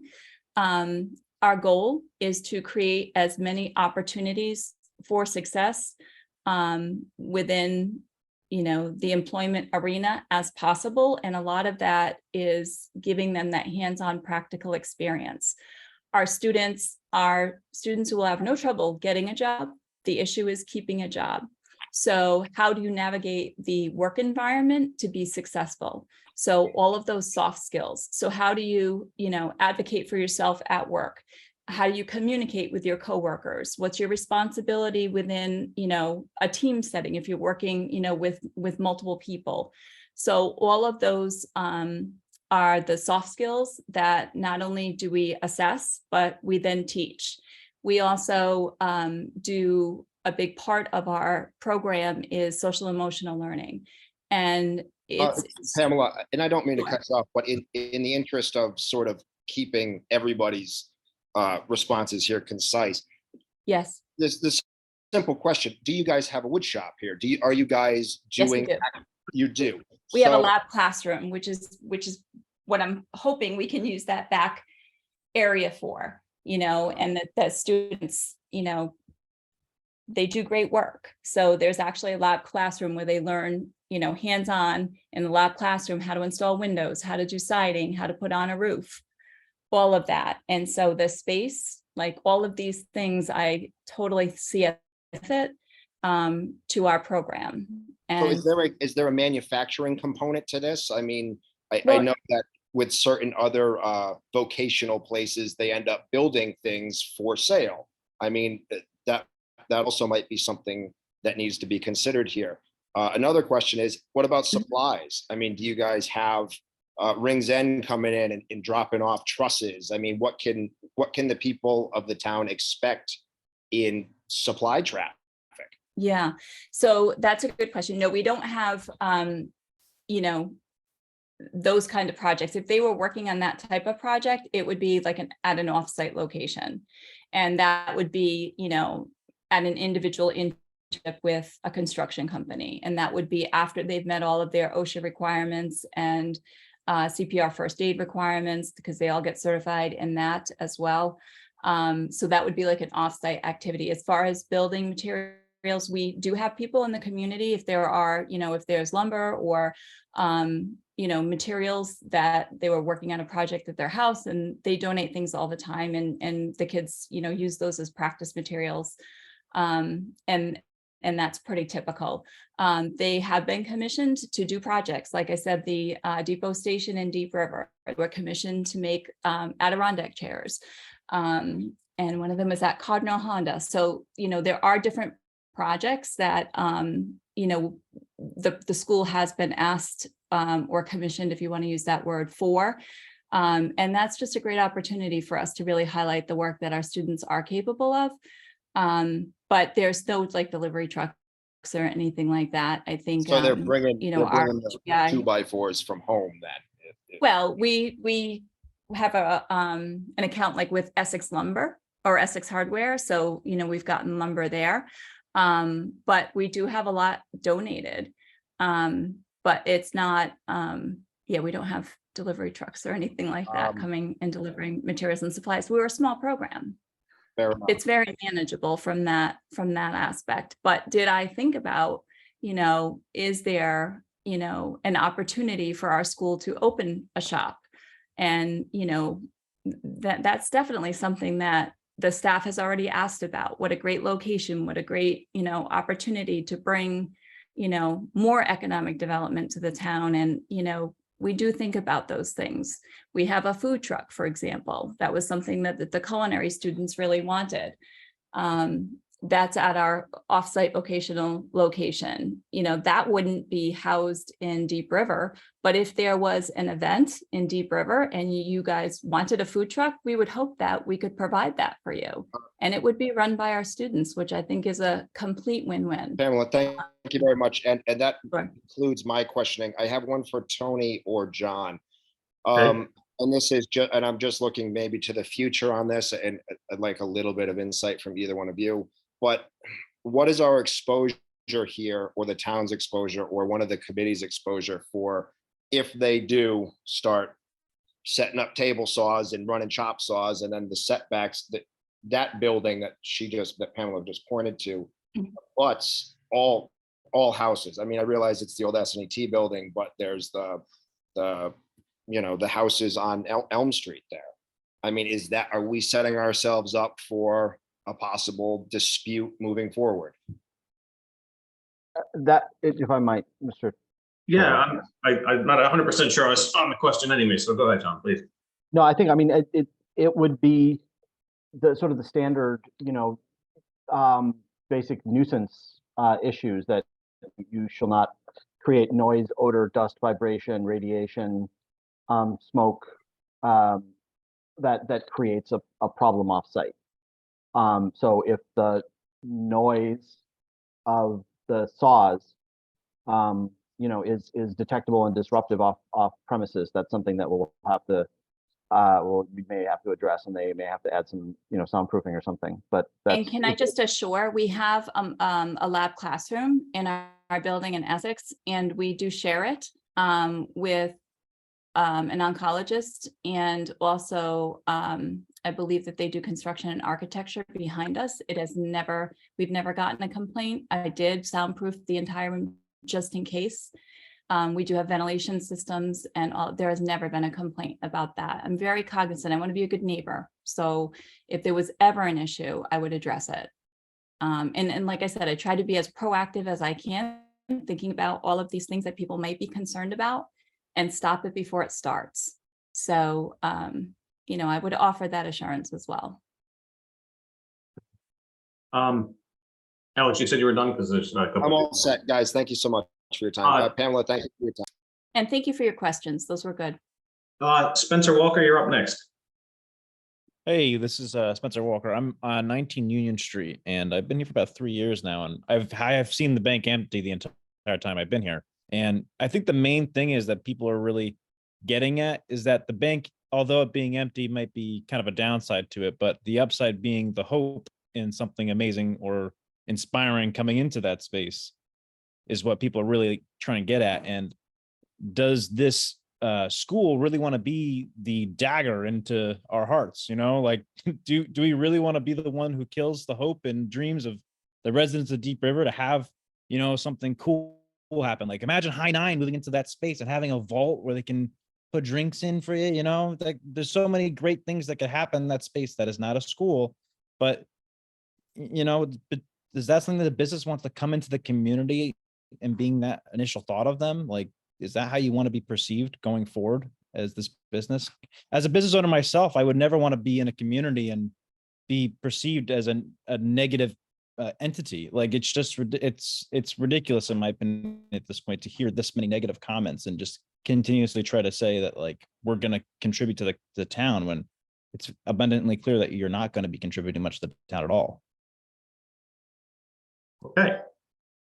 Does that conclude your statement? That's pretty much it for I got for a statement. I just wanted to kind of let the elephant out of the room. Thank you. Michael Ludwig. Hi, this is actually his wife, Shannon Oh. Duggan. So we're at 21 River. So we actually are quite close to building 19, the extra parsonage parcel in the back. We do have concerns about this. When Mark Marino first bought this property and the land use change planning, we were at that planning and zoning meeting. We spoke a lot, and the townspeople also joined us in this about our concerns about the access way and that becoming this, I can't use my cursor, but that tiny little thoroughway right there. Yeah, right there.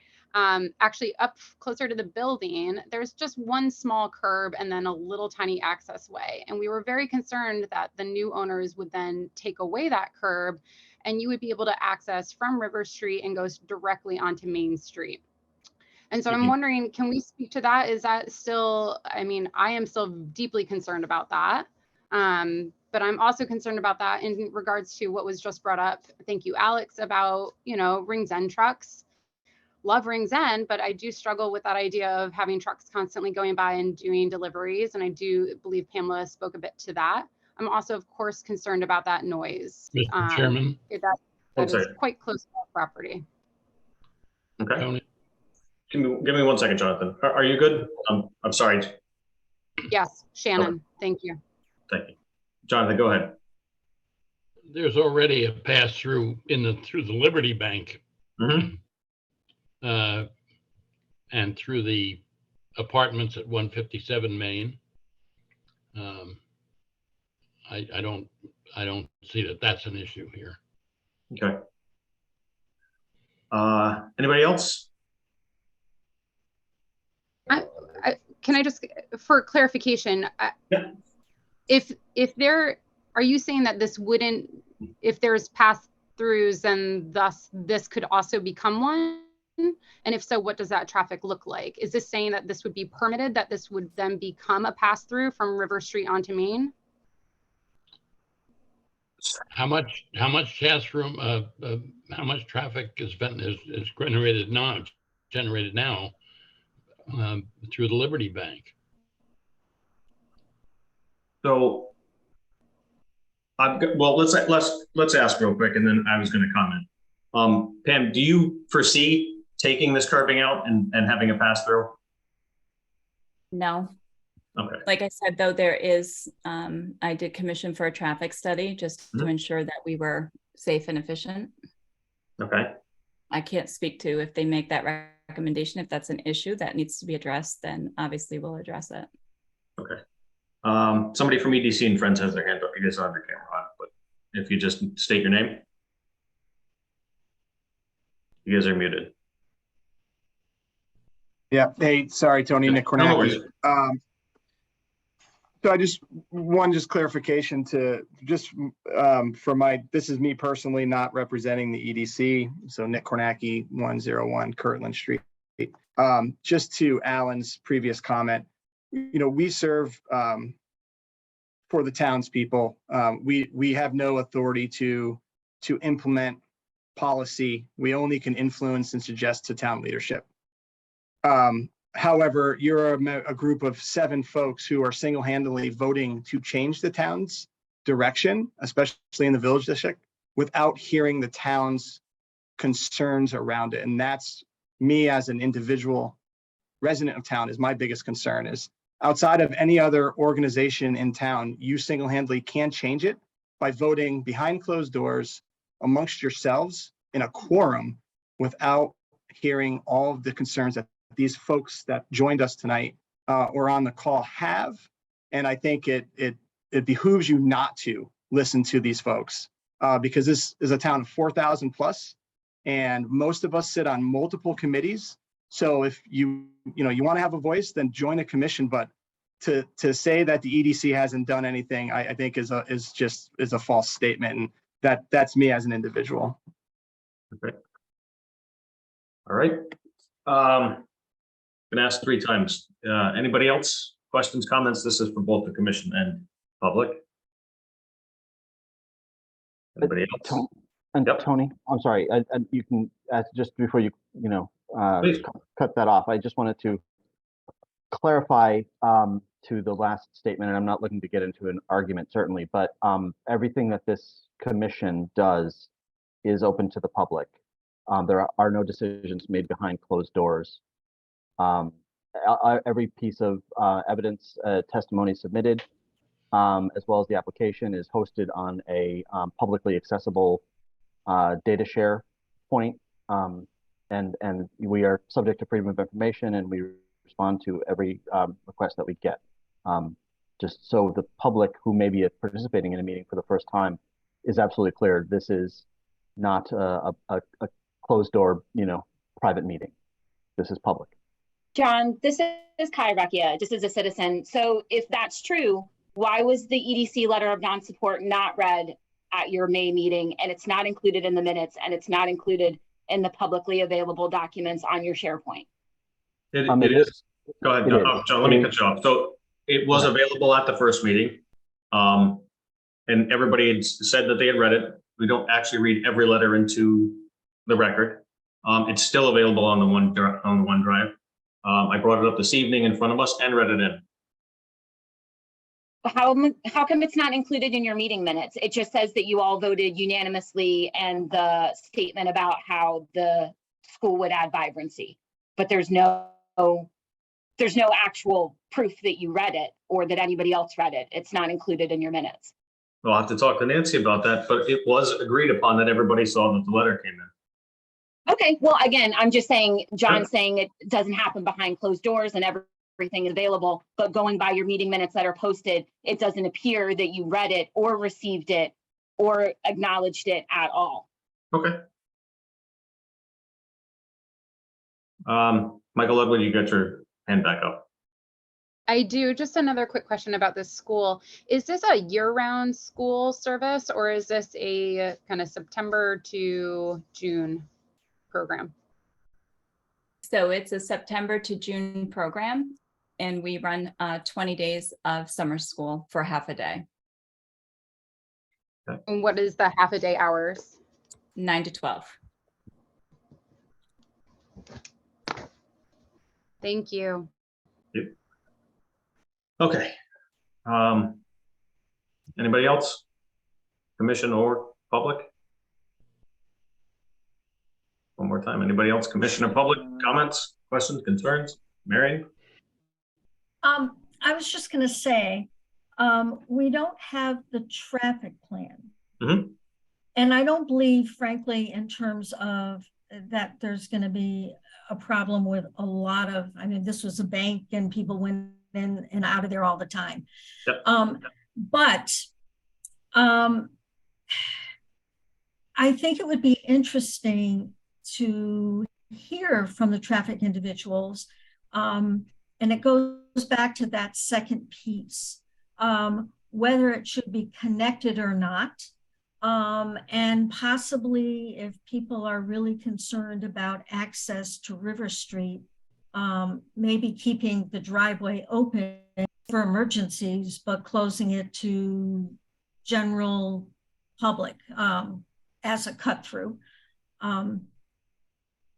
So I'm just offering that as a suggestion. I'm sorry, Pam,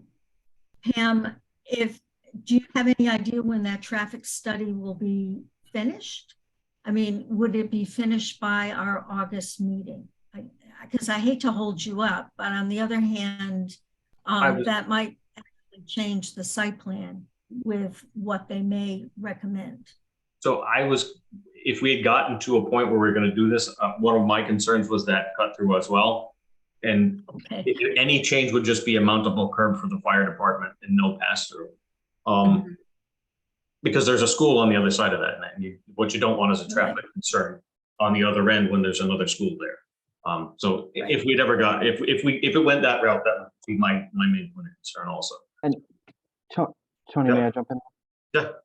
So just as a point of clarification also, for site plans and special permits, the requirement for a traffic generation study is not technically a requirement. It would be subject to section 5.9.2 of the zoning regulations, which makes these basically the commission may request it, but it's generally guided by new developments of parking for more than 50 spaces shall require one. Beyond less than that, it is up to the commission. And again, they're not proposing actually any changes to the site layout. And I would second Tony's note that if their ultimate traffic study, which again is not required in this case by the commission, should wish to change that, remove that curb and create a different traffic pattern, they would, if they sought their approval tonight or at the next meeting, would have to come back because that would be a change in traffic pattern for a special permit use. But as Tony said, there could be some condition of provision for emergency mounting. But yeah, the site plan that's being proposed proposes no changes to driveway locations or anything like that. And respectfully, I would submit that to the town, the results from that traffic study anyways. And when I spoke with the gentleman at Venice, he did say, given the traffic of a bank versus what, it's going to be used for, he said, why do you want a traffic study? I think it's been brought up in other meetings. I think it's important. I think that shows collaboration with the town. I certainly want to be respectful to the adjacent residents. And if there are concerns, when you're coming into a new community, there's history, there are concerns that people have that you may not be aware of. I want to be sensitive to that. And I would look for feedback based on, what the results of that study show, and then respond accordingly. So I think that just makes sense from a safety perspective, but also from a good neighbor perspective. And, in the interest of emergency vehicles, like you had mentioned, and the neighbors and all of that. So I'd be happy to share that and certainly get feedback if we move forward. Sure. Alan, you got your hand up again? Yeah, in response to the traffic issue, from what I see on the site plan and in discussion of the use and the amount of traffic, that the traffic would be significantly less in and out of these parking areas than other allowed commercial uses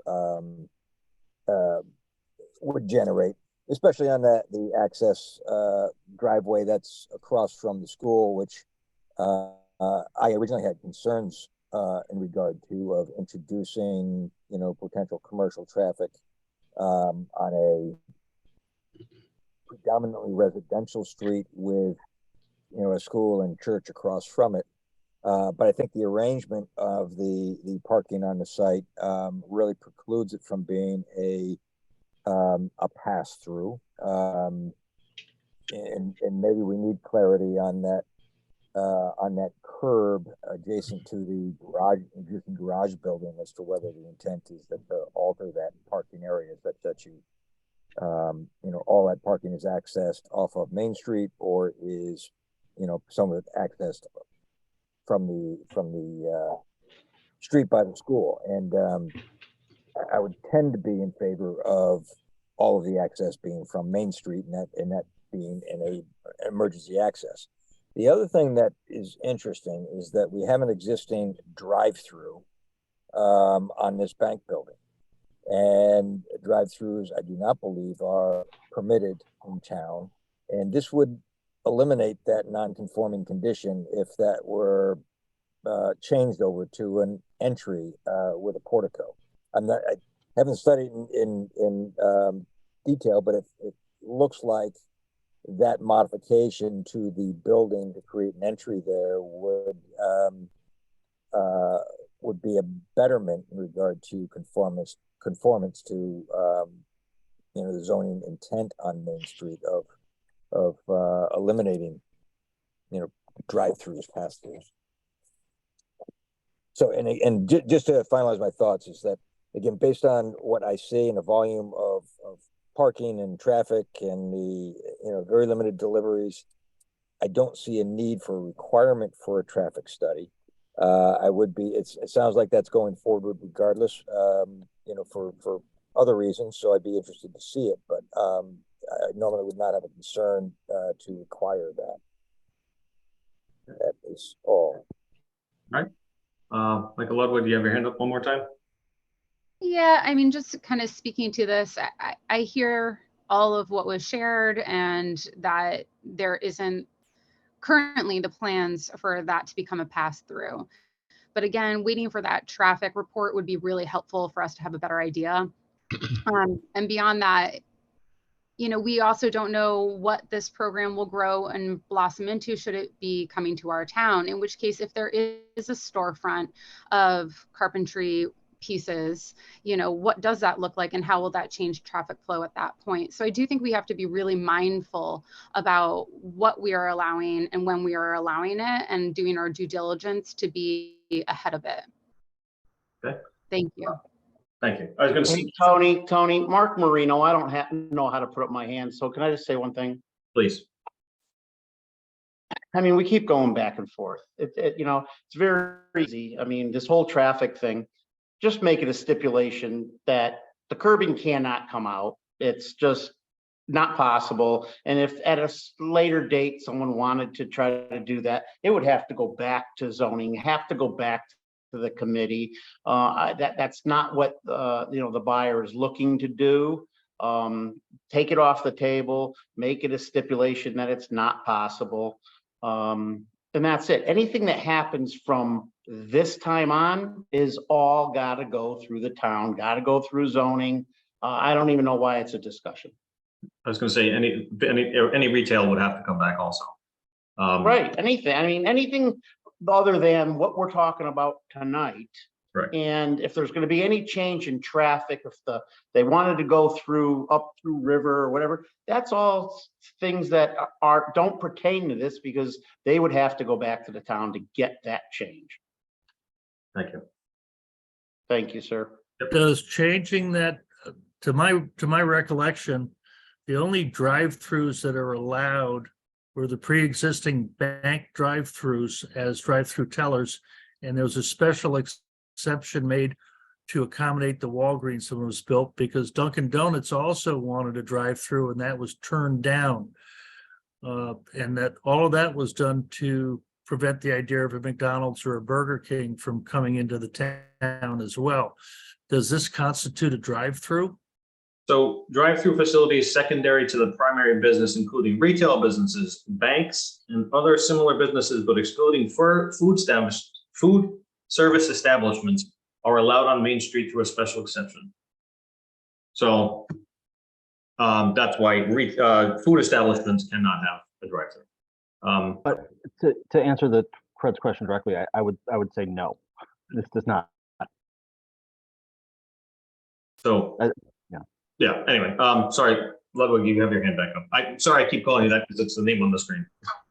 Yeah, no, all good. I just wanted to say thank you to you guys for allowing me to share my concerns and my questions. And even if it's not 100% relevant to this particular meeting, this is an open forum where we are allowed to ask these questions. And it's great to hear what our fellow neighbors are speaking to and where these concerns are. And I'm sure this is very useful to Pamela as well. So I just want to reiterate, my bias is not in trying to sell this building in the next couple of weeks. My bias is in looking at our town and making sure we're making the best decisions for traffic flow for years to come. Thank you. Thank you. All right. So, anybody else? And then my question for the commission members is, do you have enough information to close the public hearing? And once it's closed, there's no more input from the public. And if so, we're looking for a motion. Tony, I got my hand up. Yep. So yeah, one last question then. Yep. What are the plans for expansion in this business? I mean, are we looking, I mean, if all goes great and golden, I actually too did a vocational program when I was young, and we had a culinary skills, and we had a restaurant, which was awesome. But then also grew the program. Do we see doubling the size of the student body within 5 or 10 years? Is that the goal? No, so we are approved for 42 students. That's the maximum that we could have. We have the community-based component that's part of that 42 students. And honestly, there are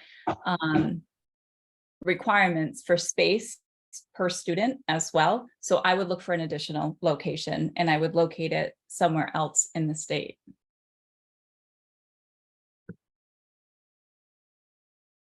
Thank you. All right. Back to the original question. Stan? You're muted. Yeah. There you go. I just got one question. Is there after-school activities at all during your whole program? There are not. Okay. All right. Anybody feel comfortable with making a motion to close the public hearing? I'll make a motion to close the public hearing. Okay, Daniel, thank you. Looking for a second. I'll second. Thank you, Marion. Fred? Aye. Alan? Yes. Stan? Yeah. And Alex? Yes, getting everybody here. Jonathan as well. Oh, he was unseated for Daniel, I believe, right? So how does that work? Because he showed up, do I have to boot Daniel now? Only if you chose to seat him. It's up to you, Tony. I don't think I did, and we're this far in. So. Sorry, Jonathan. I don't think you did. Okay. Okay, moving on to item B, text amendment application, addition of museum, public or historic home as a site plan use in the Preservation and Recreation District, PRD. Applicant Deep River Historical Society. Is there anybody here for that? And I'm recusing myself. Okay. Okay. Hi, Tony. Hey, Bruce. Yeah, I have my hand up. Go ahead. Bruce Edgerton, I'm the current president of the Deep River Historical Society, 245 Main Street here in town. Mr. Chairman, could you call up and put on the screen our letter from June 13th, where we were putting our proposal together? Yeah. Did you want to read that? It's always making me read. All right. I know, you do such a good job. Yeah? You know, the problem is all you see is the top of my head because I got to get so close to the screen. Deep River Historical Society. The Deep River Historical Society envisions itself as an integrated partner in a community that embraces its heritage. Our mission is to interact with our community in the collection, preservation, and interpretation of the Deep River's place in America's history through exhibits, programs, research, collections, and publications to inspire, current and future generations. Just so I'm going to read the whole thing, even the footnote. June 13th, 2023, Planning and Zoning Commission members. Deep River Historical Society has owned the property at 245 Main Street and maintained a historical museum since 1946. When zoning came into effect in 1972, the property was zoned residential by the founding commission, rendering the use of the property as a pre-existing non-conforming. In 2011, the property was again rezoned by the P&Z Commission as a preservation and recreation, once again rendering the Historical Society pre-existing non-conforming, as museums are not currently allowed in this district. The Historical Society is petitioning the Planning and Zoning Commission for the inclusion of museums into the Preservation and Recreation District to make the use that has existed on the property since 1946 conforming. We believe that our mission is to preserve the town of Deep River's rich history. We should be included in the Preservation and Recreation Districts. Thank you for your time and attention to this matter. Bruce Edgerton, DRHS President, and there is no footnote, so I was wrong. I move we accept the application. We're on a public hearing. We already accepted the application. Oh, this is still public hearing? Oh, This is a public sorry. hearing. Okay, anything else you want to add, Bruce? I think that pretty much says it, Tony. I knew you were gonna do that. Okay. Anybody from We'll the just try to public? move the agenda along here a little bit. Thank you. I'm gonna open this up to public comment. Anybody from the public? Questions, comments, concerns? All right. Hearing none. Anybody from the commission? Tony, Yeah. hang on. You can hear me? I can hear you. I didn't raise my hand, but nobody else was speaking, so I figured I'd speak up. I'd just like to get some clarification because I don't see anything that precludes this non-conforming use from continuing to do what they do in perpetuity. So I would ask the question as to what the change to our zoning regulations by allowing museums within the zone would allow the applicant to do that they need to do that they can't do now.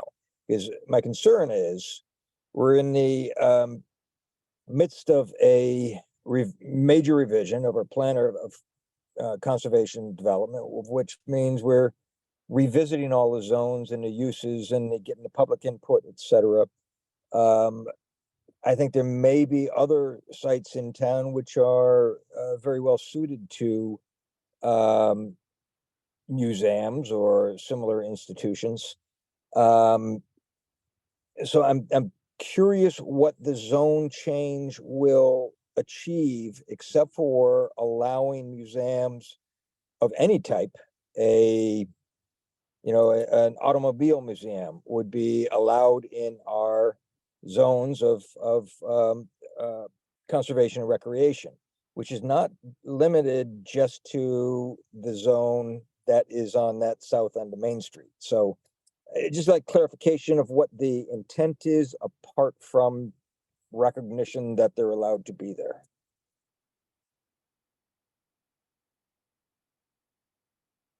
Are you asking me, Alan? This is Bruce.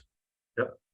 Yes, Bruce, I'm asking you what this will actually do other than semantics, because it does have implications that it's going to open up these zones to, as you've worded the change, museums in general. And I think you were on the planning and zoning at the point in time that the second reasoning of this site happened, and the way the description of the zone is written, it's the conservation of open space, and so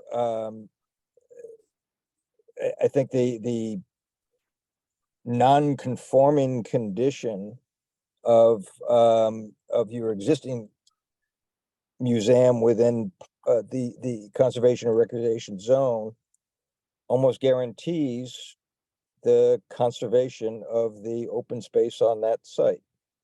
So I'm curious what will be achieved by changing our zoning regulations just to recognize I'm not sure what the purpose is. Wouldn't you say anytime any business or organization in town works to make itself to be conforming to the regulations is a plus? That all we're trying to do is become conforming. That's what we get from it. And that's what the town gets from it. Okay, I have a question, or I have a follow-up to that, but John, you get your hand up. I don't wish to answer for the applicant, on their, although making themselves conforming is certainly a noble cause. It would, from a zoning enforcement standpoint, it would allow for an easier path towards expansion or intensification of use that would otherwise be prohibited other than by variance. And, special events and things like that, that would be considered some sort of intensification. There really is no legitimate hardship for it. So a variance is really not the appropriate path, and to allow them to expand and diversify their offerings as part of their historic use is a much easier path if it's a existing permitted use rather than a non-conforming. I have a question, and it's kind of along the same lines. So Bruce, other than are you trying to expand the use that you're already doing? And if so, what's your timeline? Because again, we're discussing some of the town parcels in the POCD and how to change our regulations to cover some of this stuff. No, Tony, we are not looking at expanding our use. Okay. Either in scope, or mostly in scope or in direction. Okay. Will make it easier for the town if we are conforming in order to get permits for doing things that happen on our property. Okay. That's what I meant. That's what I meant to say, if that's not what I said. That is, but so I guess I'm going to pick a little harder. Is if we said no to this in a year from now, because this is something we have looked at, if this is something that was addressed later on, would that be detrimental to what you're trying to accomplish? It would be harder for the town if it's not approved, because some activities that do take place on our property, the permitting process through the town hall is very onerous and costly. Gotcha. Okay. Okay. Anybody else? Questions, comments? All right. Hearing none, I will be looking for, well, first of all, I have to ask you, does the commission have enough information to close the public hearing? And if so, we look for a motion to do so. Anybody? Motion to close the public hearing. Oh, I'll second that. Alex raised his hand. yep. So Alex, please go ahead. I was at the wire. I can kind of sense that we need a little bit more meat from Bruce. What exactly, because of the POCD comment that was made, what exactly in the 1 year horizon would delaying this change, what kind of friction would that cause? Is there some big celebration that maybe would help us here, or something that we need to know about? Or is it just kind of like, it could cause a little bit of friction? It's not a matter of what it could cause. We have events that take place, such as artisan festivals that we have had on our property. If we are compliant, it changes the permitting process that has to go through the town, where right now, every person who is going to participate, for instance, if you've got 20 artisans going to participate in an event on our property, every single one of them has to file their own individual permits with the town, which then have to be vetted through the town hall, including police record checks. If we get this changed, that makes it a permitted use, then it can be the person who was sponsoring it, doing the filing and the petitioning for getting a permit for the event. So in the interest of playing devil's advocate, if we do grant this, and then as Alan had noted, this sort of sets precedent. We have somebody that wants to open and, the old Fremonts, they want to do an automotive museum there. And then at the exact same time, they can also now host events without having to permit each individual eventee or event coordinator.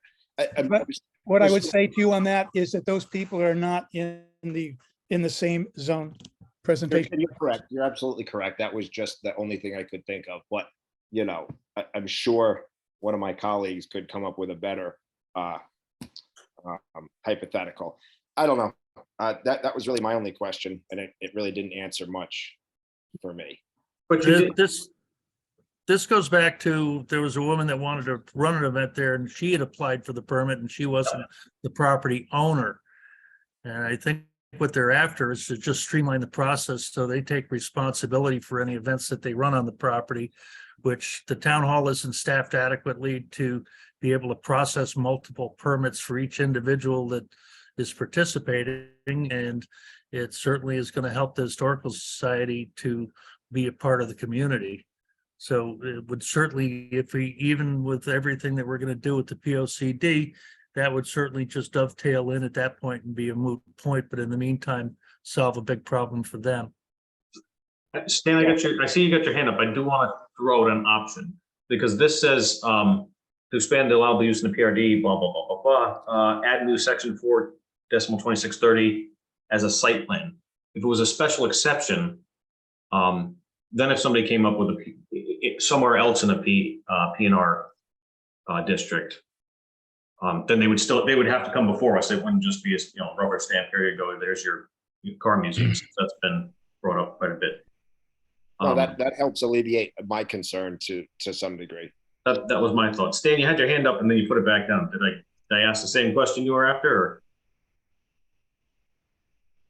or it disappeared? Yeah, a little bit, but can you pull up the zoning so you can just point out for everybody? Yep. Preservation and recreation.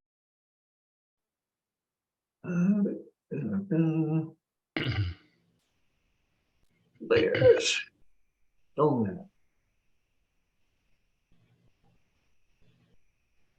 So the very dark, well, first of all, can you guys see my screen?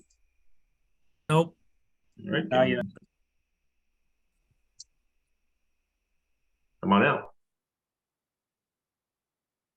There Okay. it is. Yep.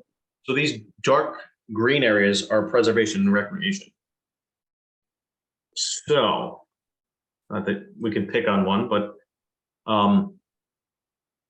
boy, this is taking forever, huh? So you could have an aeronautical museum here, and parties at Fountain Hill Cemetery, which is why I think maybe a special exception was more along the lines of the right path. But again, all these parcels are open to this. What Alan and Alex were both saying is that these parcels are all open to the same interpretation as just a site plan. It does include areas that are out by the John Winthrop School as well, correct? Yep. That is It doesn't look very fast. classified. There we go. Yeah. So over by the schools, I mean, this is Cockapons, so you're not doing anything there. Not familiar with this one. But yes, there are outlying parcels as well.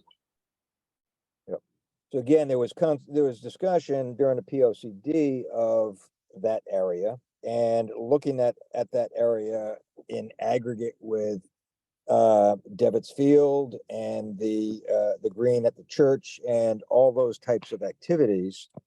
And potentially the appropriate way to look at this is as an overlay zone. Because again, the allowance to expand activities, including construction of museums, et cetera, is not in keeping with the definition of those zones, which is conservation of open space.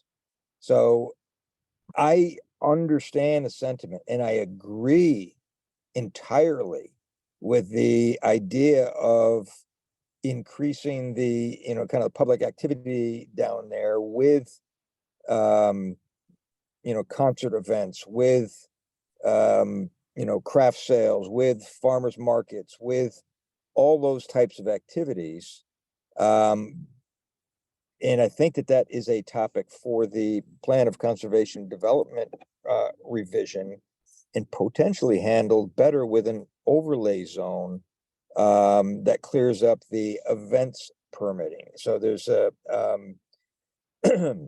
just a classification of a museum. Again, when the Pandemonium came in, they were seeking a use of a museum on that site.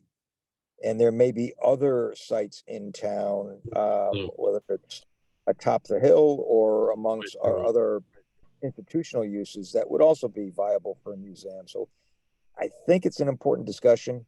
I think it's a discussion that would be best served with input from the folks that are stewards of our open space, as well as our cultural institutions. So I think it's a broader discussion that isn't necessarily brought up in the current application.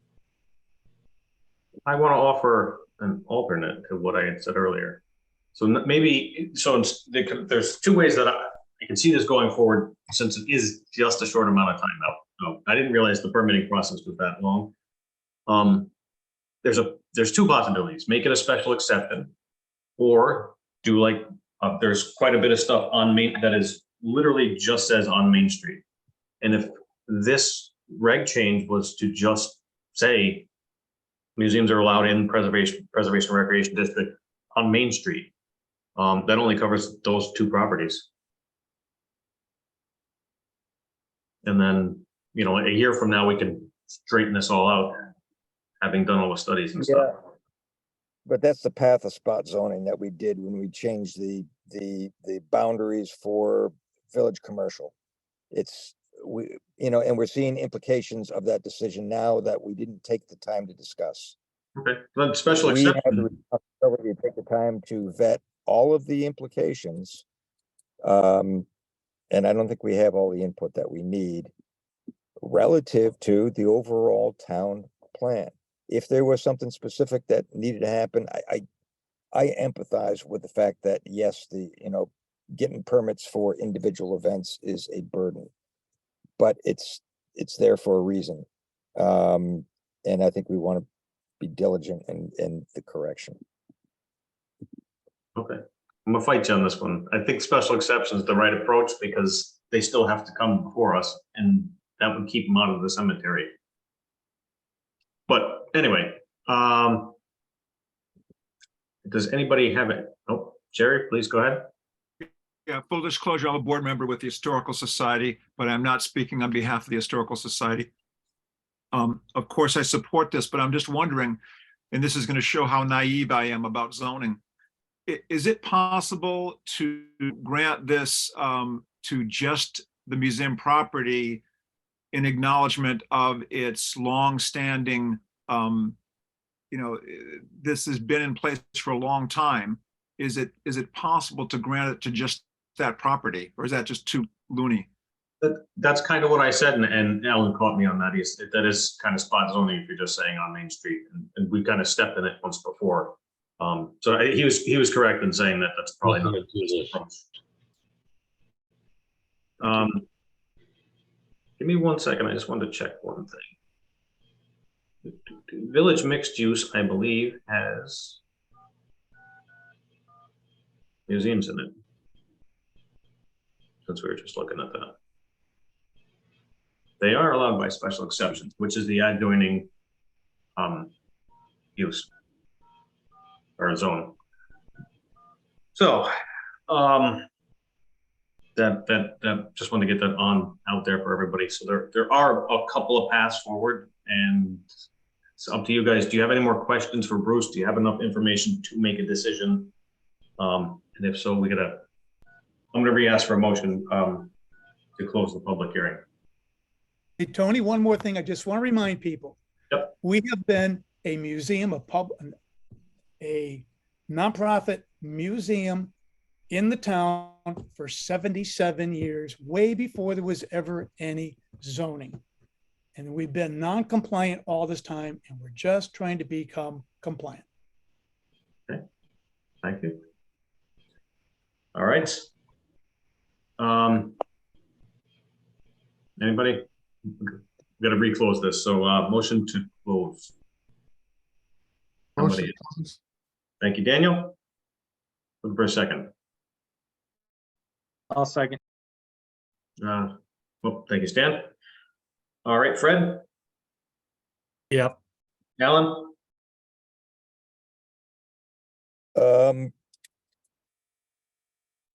I have to say no, because again, we haven't heard from, our stewards of our open space in town. And whether, I think it's important to get that perspective because they're working hard on the OCD, so. Okay. I think there's. Oh, sorry. hearing. So so you're against closing the public hearing? Yes. Okay. I'm against it, correct. Okay. I think there's more discussion that needs to be had. Okay. Alex? In stark contrast, I'm all for it. So let's close. Okay. All right, so public hearing is closed. Thank you, Bruce. On to item 4, approval of minutes, June 15th, 2023. Did anybody read them? Anybody have any corrections? Stan, go ahead. Yeah, there was one correction I saw that towards the end, it said when Daniel Smith was talking about being at the Pioneer Village, that he heard the smell coming from the town transfer station.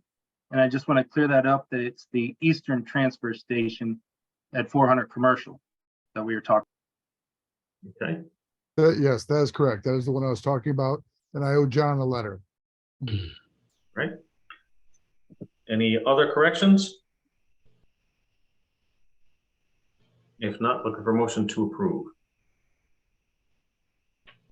I'll make the motion to approve with that correction. Fantastic. Thanks, Stan. Look for a second. I'll second. Thank you, Marion. Fred, Yes. Alan, Yes.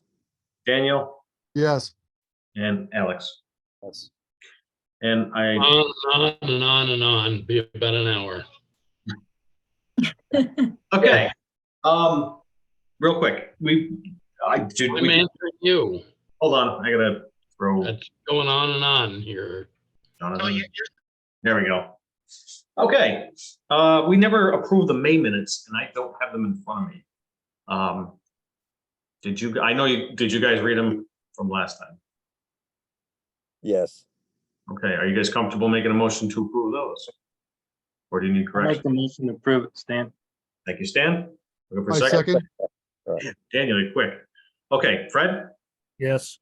Alan, Yes. Marion, Yes. Alex. Yes. All right. Item 5, old business. Item A, special exception, change of use to private special education school at 141 Main Street, map 56, lot 141, and 19 River Street, map 57, lot 101A, applicant Connecticut Coastal Academy. Any discussion? Nobody, huh? Okay. Yes. If you have no discussion, do you want, is there a motion to approve or deny, or how are we feeling about this? Go ahead. Oops, am I? Oh, You're- no, I'm no, not you're- muted. I was gonna say, I will make a motion to approve, to start the discussion. Okay, I need a second. I'll second that, Tony. All right, thank you, Alan. Okay, so does anybody want to start said discussion? And let me see, I was going to bring up one point, but I lost it on my screen. So give me 1 second. So I did want to talk about 2 things. I mean, I know there's a lot of discussion about monetary value, and that's not our purview. But a lot of it was the use as a school. And a lot of this discussion said we don't want the school for people, the people who were against it, just that was it. They didn't want a school, but there was no alternate option put forward. Even, and I know everybody likes to pick on EDC, and that's not my thing, but even EDC had no comment on who else they tried to put in the building. So there was no alternate option offered in any way. And I know Mark has owned the property for 3 years, but I believe it's been closed longer than that because the bank was closed prior to COVID, for sure. Tony? Yes. I don't think it's our purview to say which is a better or worse use. Agreed. Whether we need to determine whether it's allowed. Agreed. And I would just want to comment on the fact that although most of the comments were one way, that's not our purview. I do agree, though, that if we do approve this, that any change to that pass-through has to come back to us. That abuts another school, and having traffic come out from another school, that makes zero sense in my opinion. Well, Tony, I do have a question for the commission. And so I gave John a layup earlier because people had asked me, and to answer you with that, we didn't have discussion. I said, come to the meeting. Yeah. You can ask about that. But we had some other things come up in the last year where we put out a survey and to see what the town felt before making a decision. And in that case, we made a different decision than what the survey was, which I found to be kind of interesting. But in this case, other than a vote, I mean, the fact that so many people showed up, it said we had 53 connections and some rooms were full. So maybe there were 60 people, 70 people, I don't know. But is that something that we should consider, putting a survey out before we make a final decision ourselves? So, I mean, what deems a survey and what doesn't deem a survey?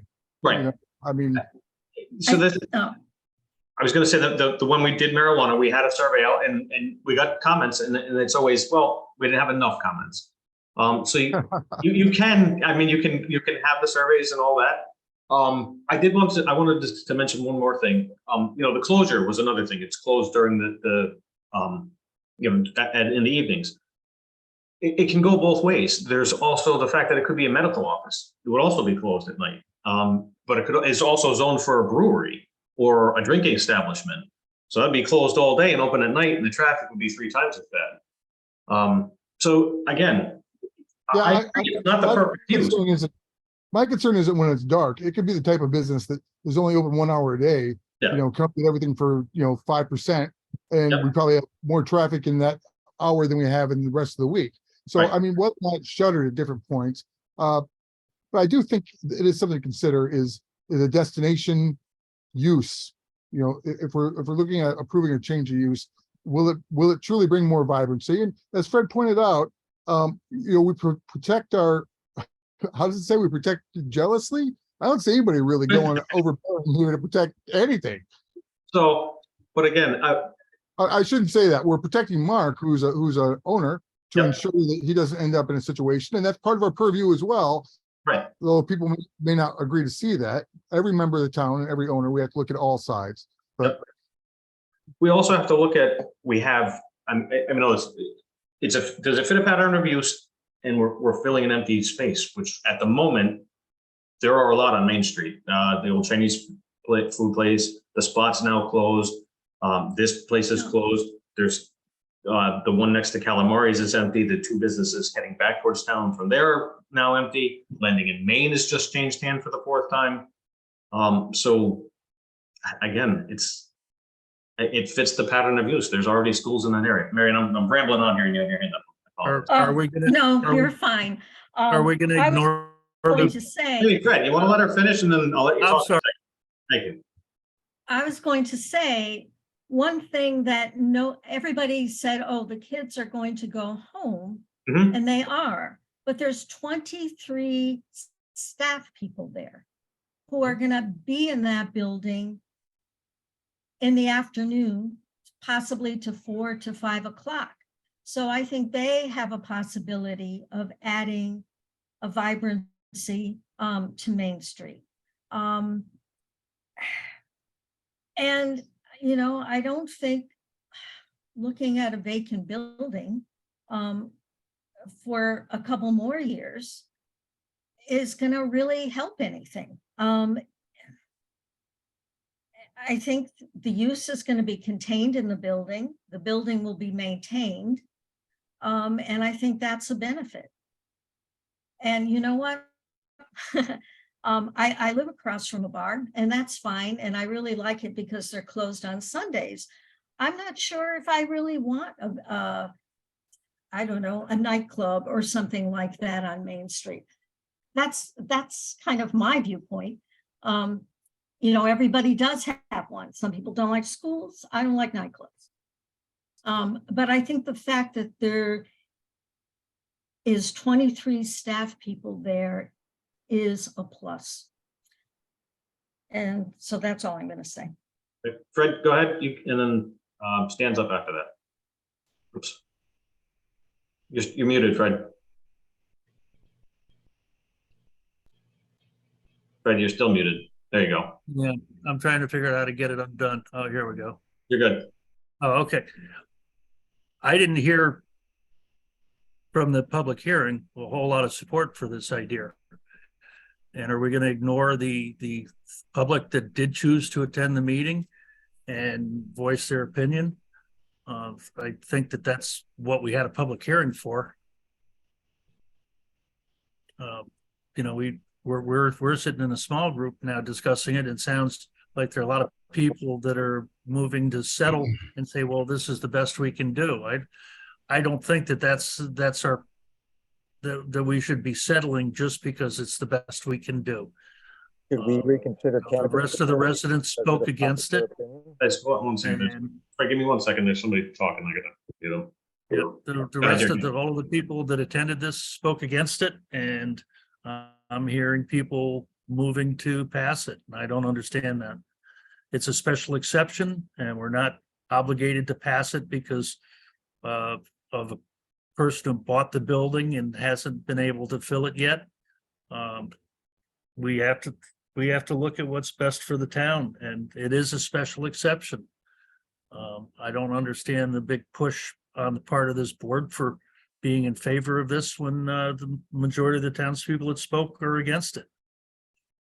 That's all I got to say. Fred, Stan?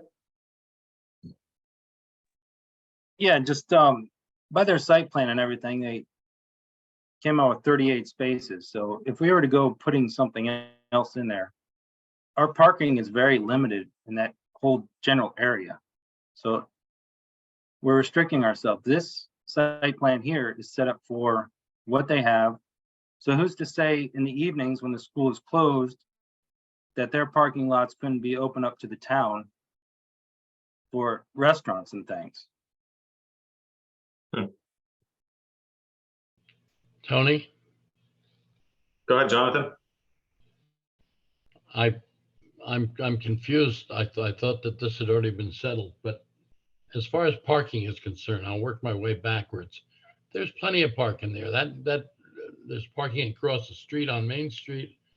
There's the two banks, and much as we might like to do it, that can never be. No property is going to say, yes, you can. I'm going to give you I'm going to let you park in my parking lot when we're not in use. There's too much liability. There's plenty of parking there. And as far as taking the best we can, boy, it's the best we can after 3 years, maybe. And it's probably less than the worst that we could imagine. Yes, we have other places open. That's a Main Street commercial district evolves. And we have to be always vigilant. That's why we have an EDC, to try to ferret out people to fill these spots. I think we're beating this thing to a pulp. I think it's time to stop, and just if a vote is necessary. And as far as the survey of the town, the state statute gives to planning and zoning commissions the responsibility for planning and zoning, especially for zoning. Yes, we have a public hearing. It is not a vote. we have tried to educate the public over the years that when you go to a public hearing, you express your opinion, and the commission then acts according to its statutes. And that's what we're doing here. We don't have to stop every time and reaffirm everything with the populace. I don't, that sounds meaning and it would not be politically correct, but all right, I'm done. Thank you. Stan, you can still get your hand up. Are you good? I'm gonna move. Okay. John, you got your hand up? Yeah, actually, thankfully, Stan did a very good job of saying what I was going to remind the commission that in the case of cannabis, that was an initiative of planning and zoning. That was our own your own project, and so there was some survey of the public. That's, I think, why that was taken on. This is obviously an application by a private entity, and is obviously subject to a public hearing. As Fred said, there were a number of voices against it, but as Jonathan just pointed out, this is not a referendum. You as commissioners are not bound by a plurality of the opinion of those who show up to a public meeting. You're bound by your regulations. You're bound, in the case of a special permit, by following your interpretation of the Plan of Conservation and Development, as well as the Section 10.3 findings for special permits, which address compliance with the Plan of Conservation and Development and zoning regulations, orderly development of the town, property values, and the nature of the neighborhood, public safety, traffic considerations, landscaping and buffers, and relationships to utility systems, drainage systems, and impact on community facilities. That is your charge. And I would hope that the commission bases their findings on those. Sure. There's still a motion on the floor. Is there any more discussion on that motion? Okay. I'll call a vote. I think, Marion, you made the motion? Correct. And who seconded it? I'll second. No, I'm not seeing it. I believe Alan did, but in this case, Tony, I would encourage you to poll the entire commission again, just for their affirmative votes. Okay. Looking for a motion then.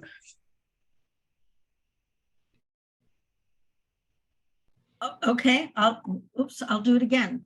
I motion to approve the application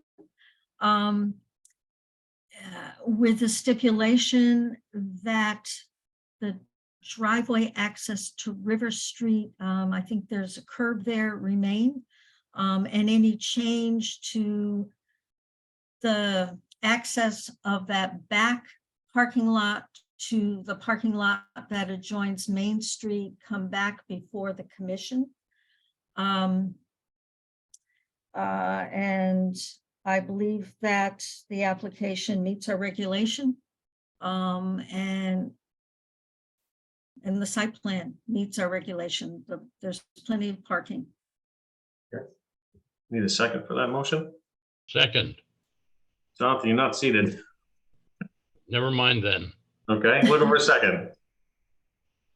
Tony, I'll second the motion with the conditions that Marion stated. All right. Which is the curb to remain at that back access driveway. Okay. Alan, can you just, I think I understood what you said, but you're mumbling. And so I guess I'm going deaf because I'm having a hard time hearing you. I'm sorry, let me hold the mic up. I'll second the motion made by Marion, including the stipulation that the curb remain on the back driveway. Okay. Roll call. Fred? No. Okay. Stan? You still there, Stan? Where did he go? I haven't even seen him in the lineup. I see Stan there, but he's muted. Dan, you're muted. He may have lost his connection. Disappeared, yeah. No, I still see him. He's moving. I just asked him to unmute. Yeah, he's moving. Dan, you want to give a thumbs up or a thumbs down? You're muted. Okay. Thumbs up. I see a thumbs up. He gives a thumbs up. Daniel Smith. Nay. Nay. Alex Strobel. Uh-oh, we're gonna do the thumbs up, thumbs down. No, I'm here. But we have what, two yays and two nays? We got 3 yays and 2 nays. Come on, Alex. I have to, I gotta say yay. It fits. They haven't really, yeah, I mean, as much as we all may not want this, and I'm not speaking for everybody, but we heard the townspeople, and I just want to stress to them that it's not falling on deaf ears, but their concerns. But I think that we as a committee have to uphold what we're here to do, whether the townsfolk like it or not, unfortunately. So yay from me. Okay. Looks like the motion passed. Item B on old business, text amendment application. Addition of museum, public or historic home as a site plan use in the Preservation and Restoration Districts, PRD, applicant Deep River Historical Society. Looking for a motion.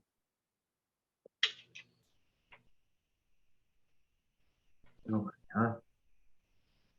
Anybody? Mary? Yeah, I'll do thanks, it. Alex. Yeah. All right, looking for a second. What was the motion? Motion to approve or motion to deny?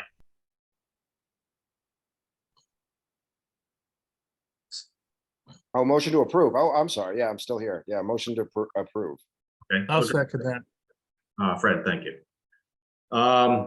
Any discussion on that motion? Oh, hang on, wait, Tony. Yep. I might have shot too early. What was the stipulation that you had suggested, though? Didn't you suggest something for? Yeah, I suggested changing it to a special exception. That way, if anybody asked anywhere else or anywhere in general, they'd still have to come back before us. Maybe an easier path than going through the town.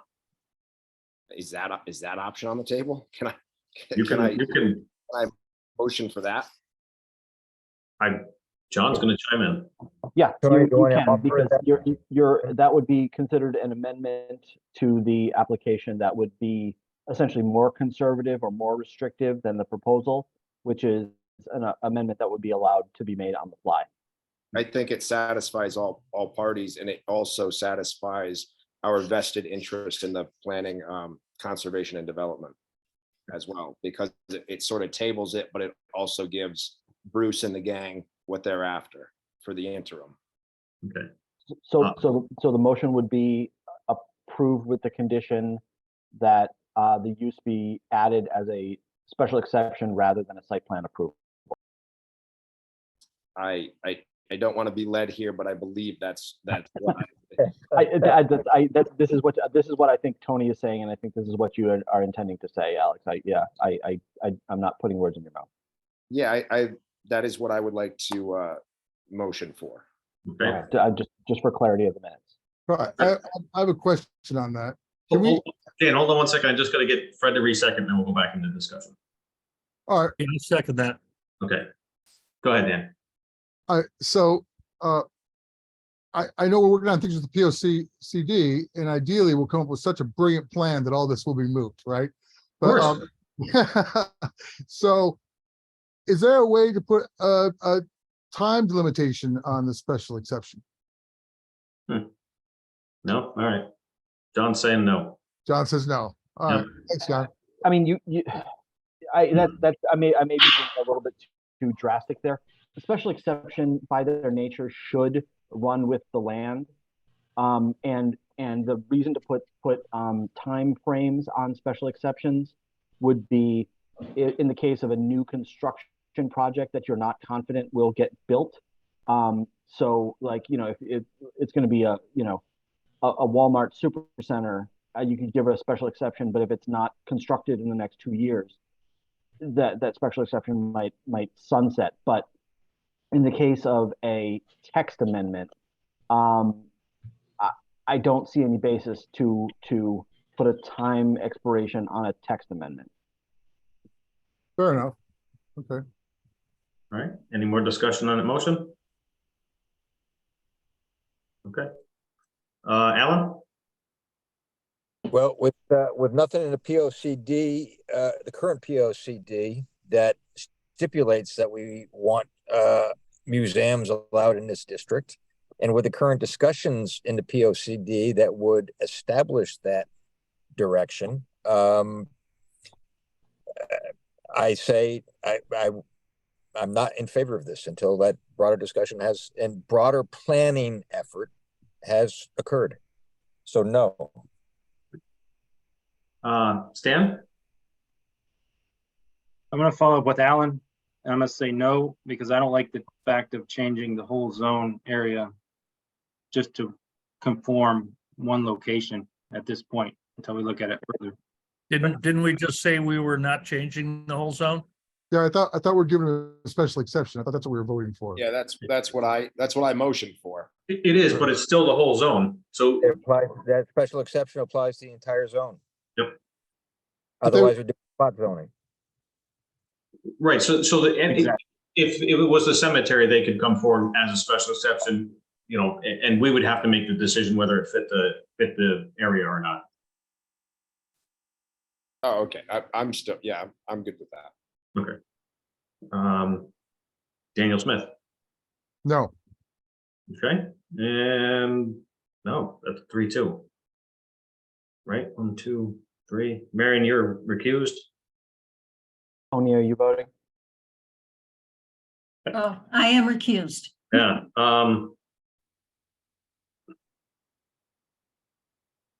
Even if I vote yes, it's Well, it doesn't, yeah. a tie. Yeah. Even if So, you do, it's a failed motion, so yeah. yep. Okay. Item 6, new business. Deep River Land Trust, discussion regarding town participation in potential acquisition of open space property on Rattling Valley Road.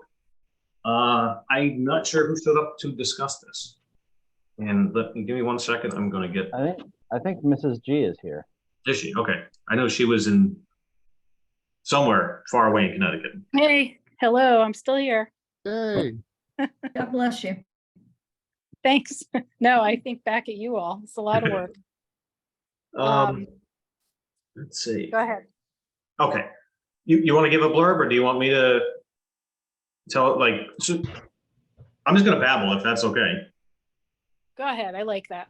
Okay. So at our POCD meeting afterwards, the Land Trust and I think the Conservation Commission and ourselves all discussed a piece of property that's come up for sale that can interconnect two very big pieces of property in town. So Canfield Woods is a very big hiking trail that's owned by the Conservation Commission, and another portion of it's owned by the Essex Land Trust. There's also the Bidwell property, and I don't call them by the right names, so forgive me. But this is Essex Street here, where the bridge is, where the kayak launch is. There is a piece of property that you can hike through and come out on Rattling Valley Road. And this brownish mustard colored piece of property is Canfield Woods. This piece of property right here has come up for sale, which makes the ability to hike right on through. It's everything that the Land Trust talks about. Our POCD talks about making interconnectability between trails, preserving pieces of property. I'm not going to go into that detail. Let everybody else do that. But from my own perspective, I think this is a fantastic idea. I don't know how we go about this, so we're going to throw John under the bus quite a bit here. But anyway, Lori, am I missing anything? Yeah, just that the environmentally speaking, ecologically speaking, the watershed, this is the headwaters for Pratt Cove, which feeds into the Connecticut River, which is a nationally recognized tidal wetland estuary. So the water quality is very important in this property. This 2.5 acres has a stream that runs right through it and a wetland that protects the stream, which protects the Connecticut River ultimately. So it's a really important piece for our greenway system as well.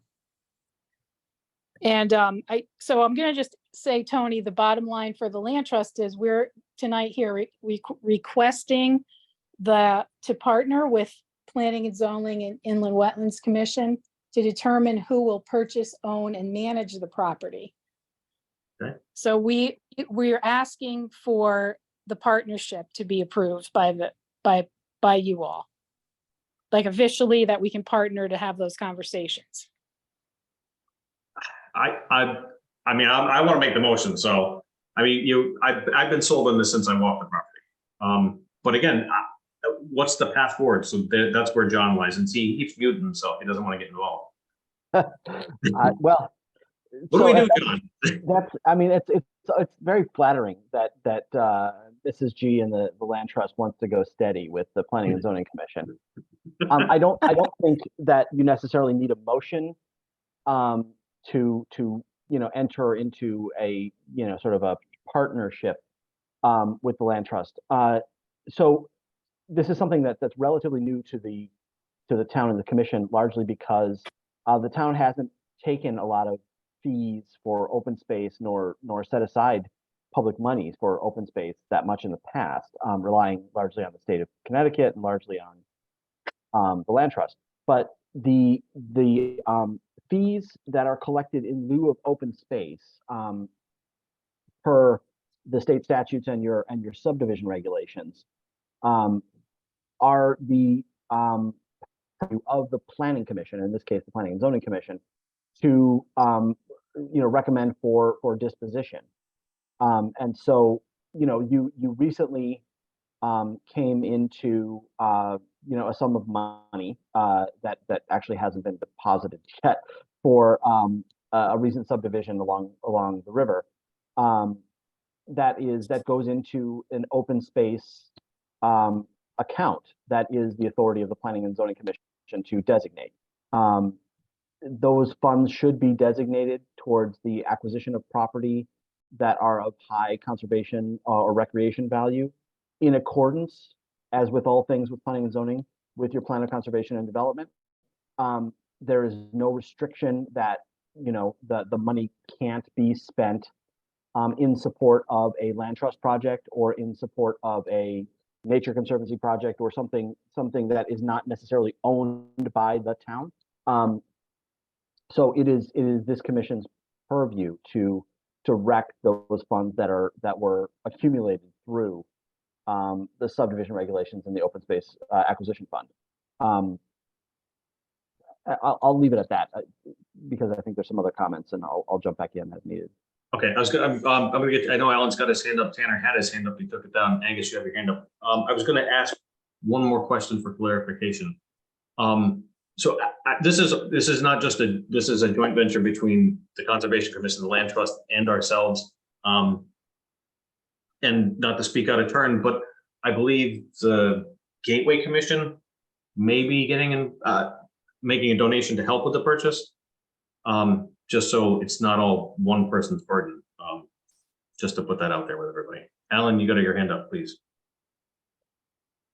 Yeah, Tony, I'm not, I haven't always been 100% in favor of the fee in lieu of property. With a, discretionary refusal of a plot of land because we deem it not good enough. But that is how it works. And that being how it works, this is an exceptional property that brings great opportunity and value to the people of Deep River for passive recreation. It meets a lot of goals and objectives of our plan of conservation and development, as well as objectives of our other land planning interests in regards to conservation. So I could think of no better use for the funds that we have accumulated. So I'm absolutely in favor of partnering. I don't have recommendations on ownership of the property, but I do advocate for the use of our financial resources towards the acquisition. The ownership, I think, requires discussion with, you know, the selectmen and with the land trust and, you know, all the other parties. It's just something to work out the legalities and the best scenario for the preservation and conservation of that track. But I don't think we'll see a better opportunity to begin to connect the resources, the open space resources of Deep River from, you know, the really the broad hiking trails, bringing you right down to the water. I think it's an incredible opportunity, and I have nothing but favor for this proposal. Fantastic. And just Angus is here, so I was going to warn him we were going to come harass him on Tuesday anyway, but you're up. Thanks. Yeah, no, Lori, this is great. We've been talking about this for a while now, about connecting these. And I'm glad to hear that this is at least coming close to moving forward. But basically what I raised my hand for is to say simply, you know, the town hall will help however we can with trying to raise money for this, whether that's through grant applications or other means that I can't think of right now. But this is you know, this is a wonderful opportunity to have a walk all the way from Essex Street to Essex. And there are some spectacular views along there, some spectacular land along that walk. So you know, I just wanted to let you all know that I'm happy to participate however we can and to help raising the funds. Thanks, Angus. I appreciate that. Tanner, you got your hand up. Sure. Thanks, Tony. Yeah, I initially was curious too about some of the mechanics of how the language was written in the reg. So thank you, John, for explaining that. I think the way it's written is that obviously P&Z gets to direct the funds with guidance or advice from Conservation Commission and or the Land Trust. So I think you're right. It doesn't have to be any sort of formal vote or approval on behalf of the Conservation Commission. Full disclosure, I'm the chair of Conservation and Inland Wetlands Commission. Excuse me for not mentioning that.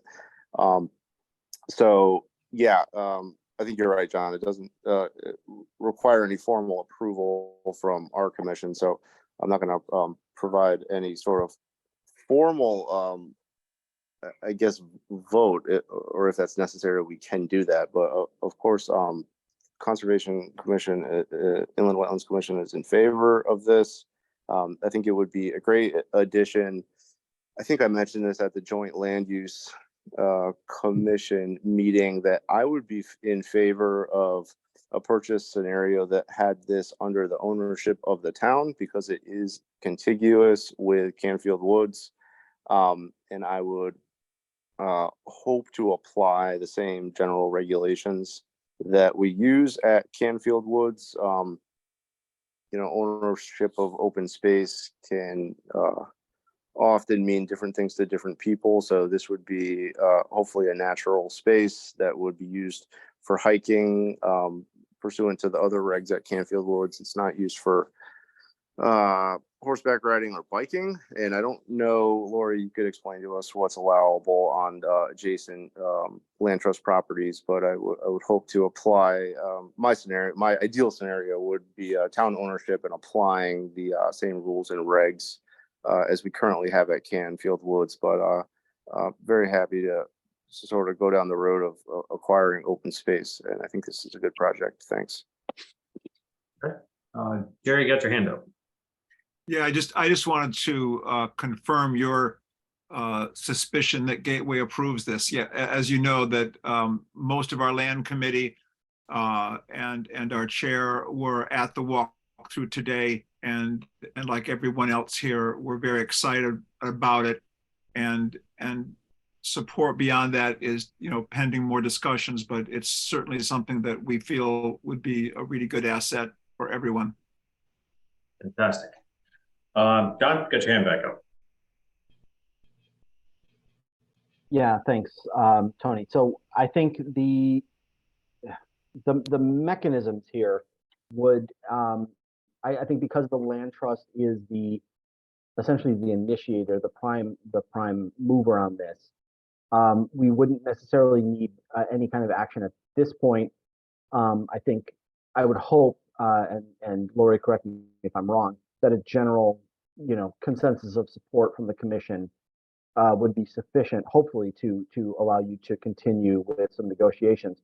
But ultimately, the details of who owns this, what are the restrictions, what are the allowances, what's the public access points, would get worked out in a more formal agreement between the land trust and the town, subject to planning and zoning approval. And I believe because of the nature of the expenditure of the funds and the town acquiring some interest in the property, subject to town meeting. But again, it is the authority of this commission to direct those funds towards that purpose.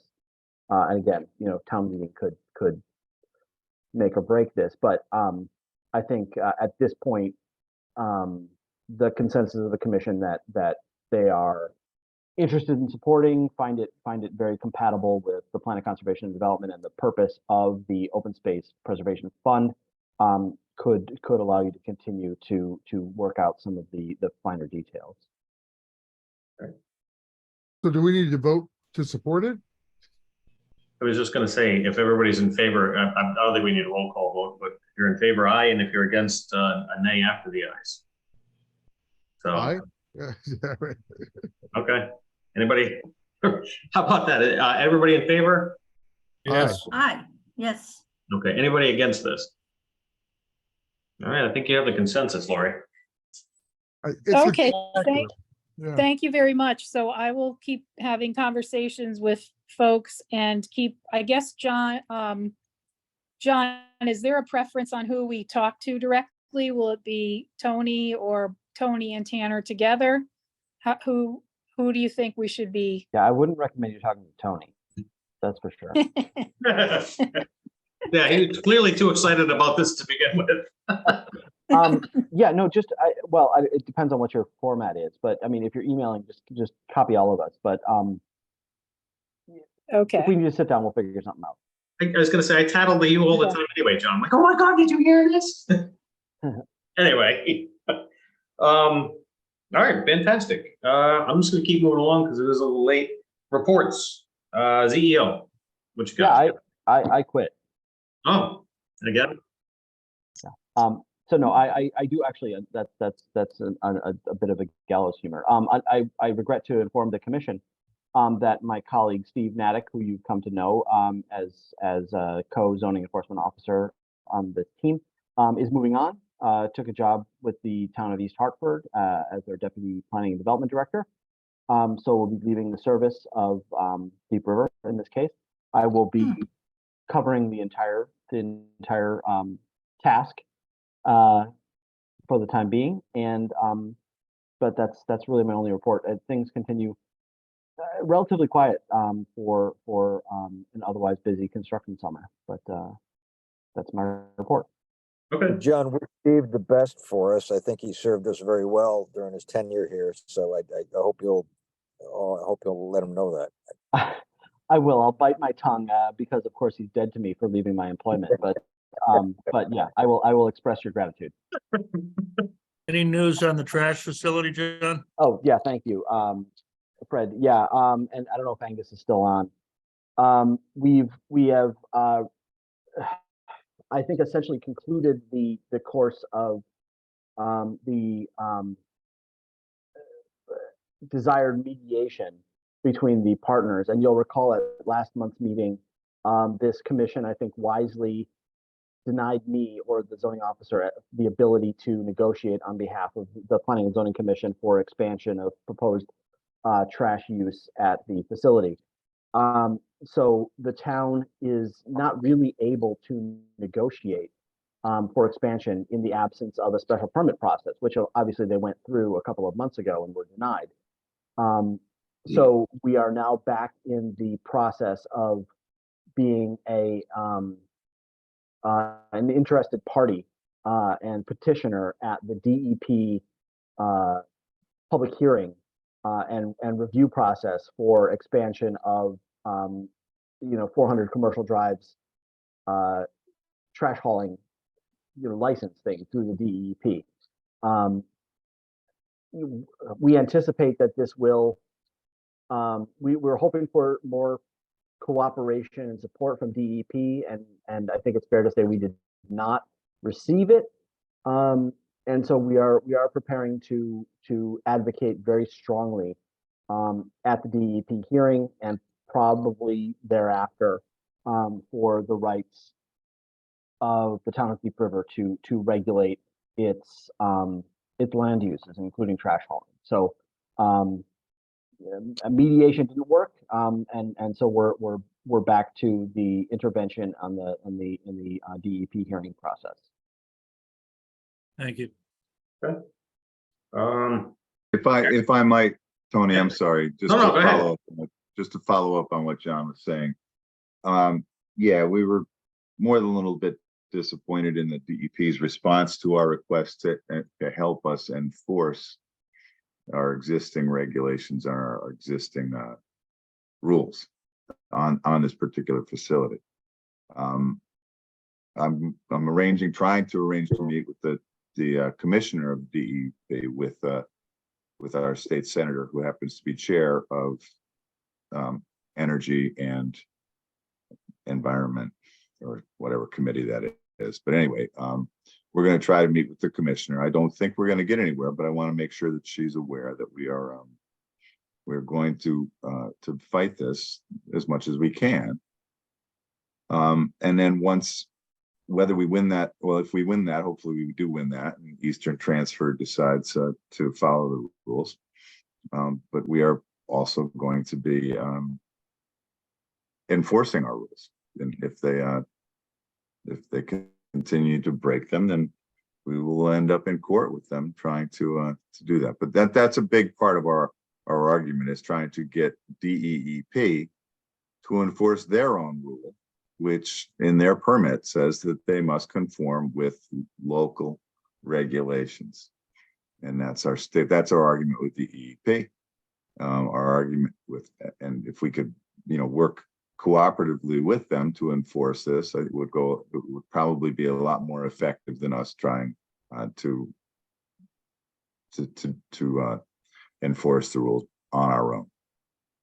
But we are going to, so long as I have a voice. All right. Thank you, Angus. On to POCD. Marion? She's ducking me too, huh? We've decided to abandon that whole project. I think she did. She's given up on the POCD. We're good with the last one. It's fine. You're muted, Marion.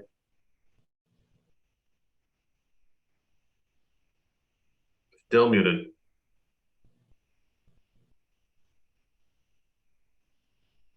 Well, most of you were there. Tony, you. Oh, there. Okay, sorry. All of a sudden, my screen decided to do something totally different. We're marching along. We pretty much finished housing, and we're starting infrastructure. And we're going to meet the first Wednesday in August to go over that, to continue to go over that. So we're plugging along. Okay. Am I still muted? No. Nope, you're good. Okay. I will say something though. The preservation and recreation zone is a very interesting zone. And Devitt's Field doesn't comply either with the purpose of the zone. And so we have a lot of non-conforming uses in that zone. So I think Alan is right that we do need to look at quite a few things. So it's not just the Historical Society, but it's Flatwood Park and Devitt Field, and I think even the highway garage is in that zone. Yep. So I don't know. Anyway, I think it does need looking at. Yeah, we just put, well, it failed anyway. We were trying to put a Band-Aid on it, and that's, again, we're on the path. It's just, trying to fix It's things, gonna too. take a while. Yeah. Attorney. I didn't see anything, John. Am I not missing anything, am I? No, and I mean, I would note that we are engaging Attorney Slater in our discussions and involvement with the DEP and 400 Commercial Drive. So at some point there will be some invoices related to that, but not at this point. Okay, we can just pass those off for wetlands, right?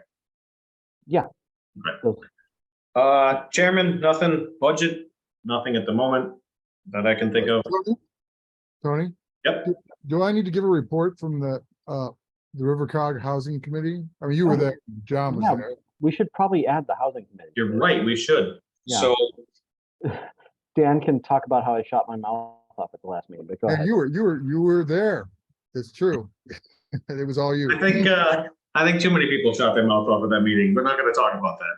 Well, I mean, there's not much to report right now because the meeting, I was appointed and I went and we talked about ADUs and I'm going to be reaching out to Marion so that I can get a better understanding of the work she's already done on the POCD of housing so I can get myself up to speed. And I'm reaching out to John in an email later this week or next week, just to touch base on a few things in that area to make sure I'm up to speed and don't put my foot in my mouth. And they have asked for officers in an email they're going to nominate next week. I did not ask to be nominated for anything because I'm just going to this as I'm at capacity, at least until the kids get out of high school.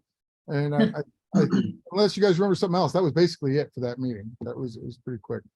I was just gonna say there's one Tuesday, if I remember correctly. Yeah, that's right. And that's where they're gonna do the nominations, look for officers. They need a, basic officer set up. But I'm not looking for that myself. Tony, I don't want to make this meeting any longer than it necessarily needs to be, but if you want to, I can share the ADU flyer that we marked up. Absolutely. It's really cool, actually. It is.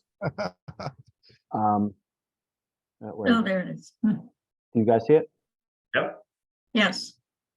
So, that's weird. I don't. I didn't want to show it anymore, huh?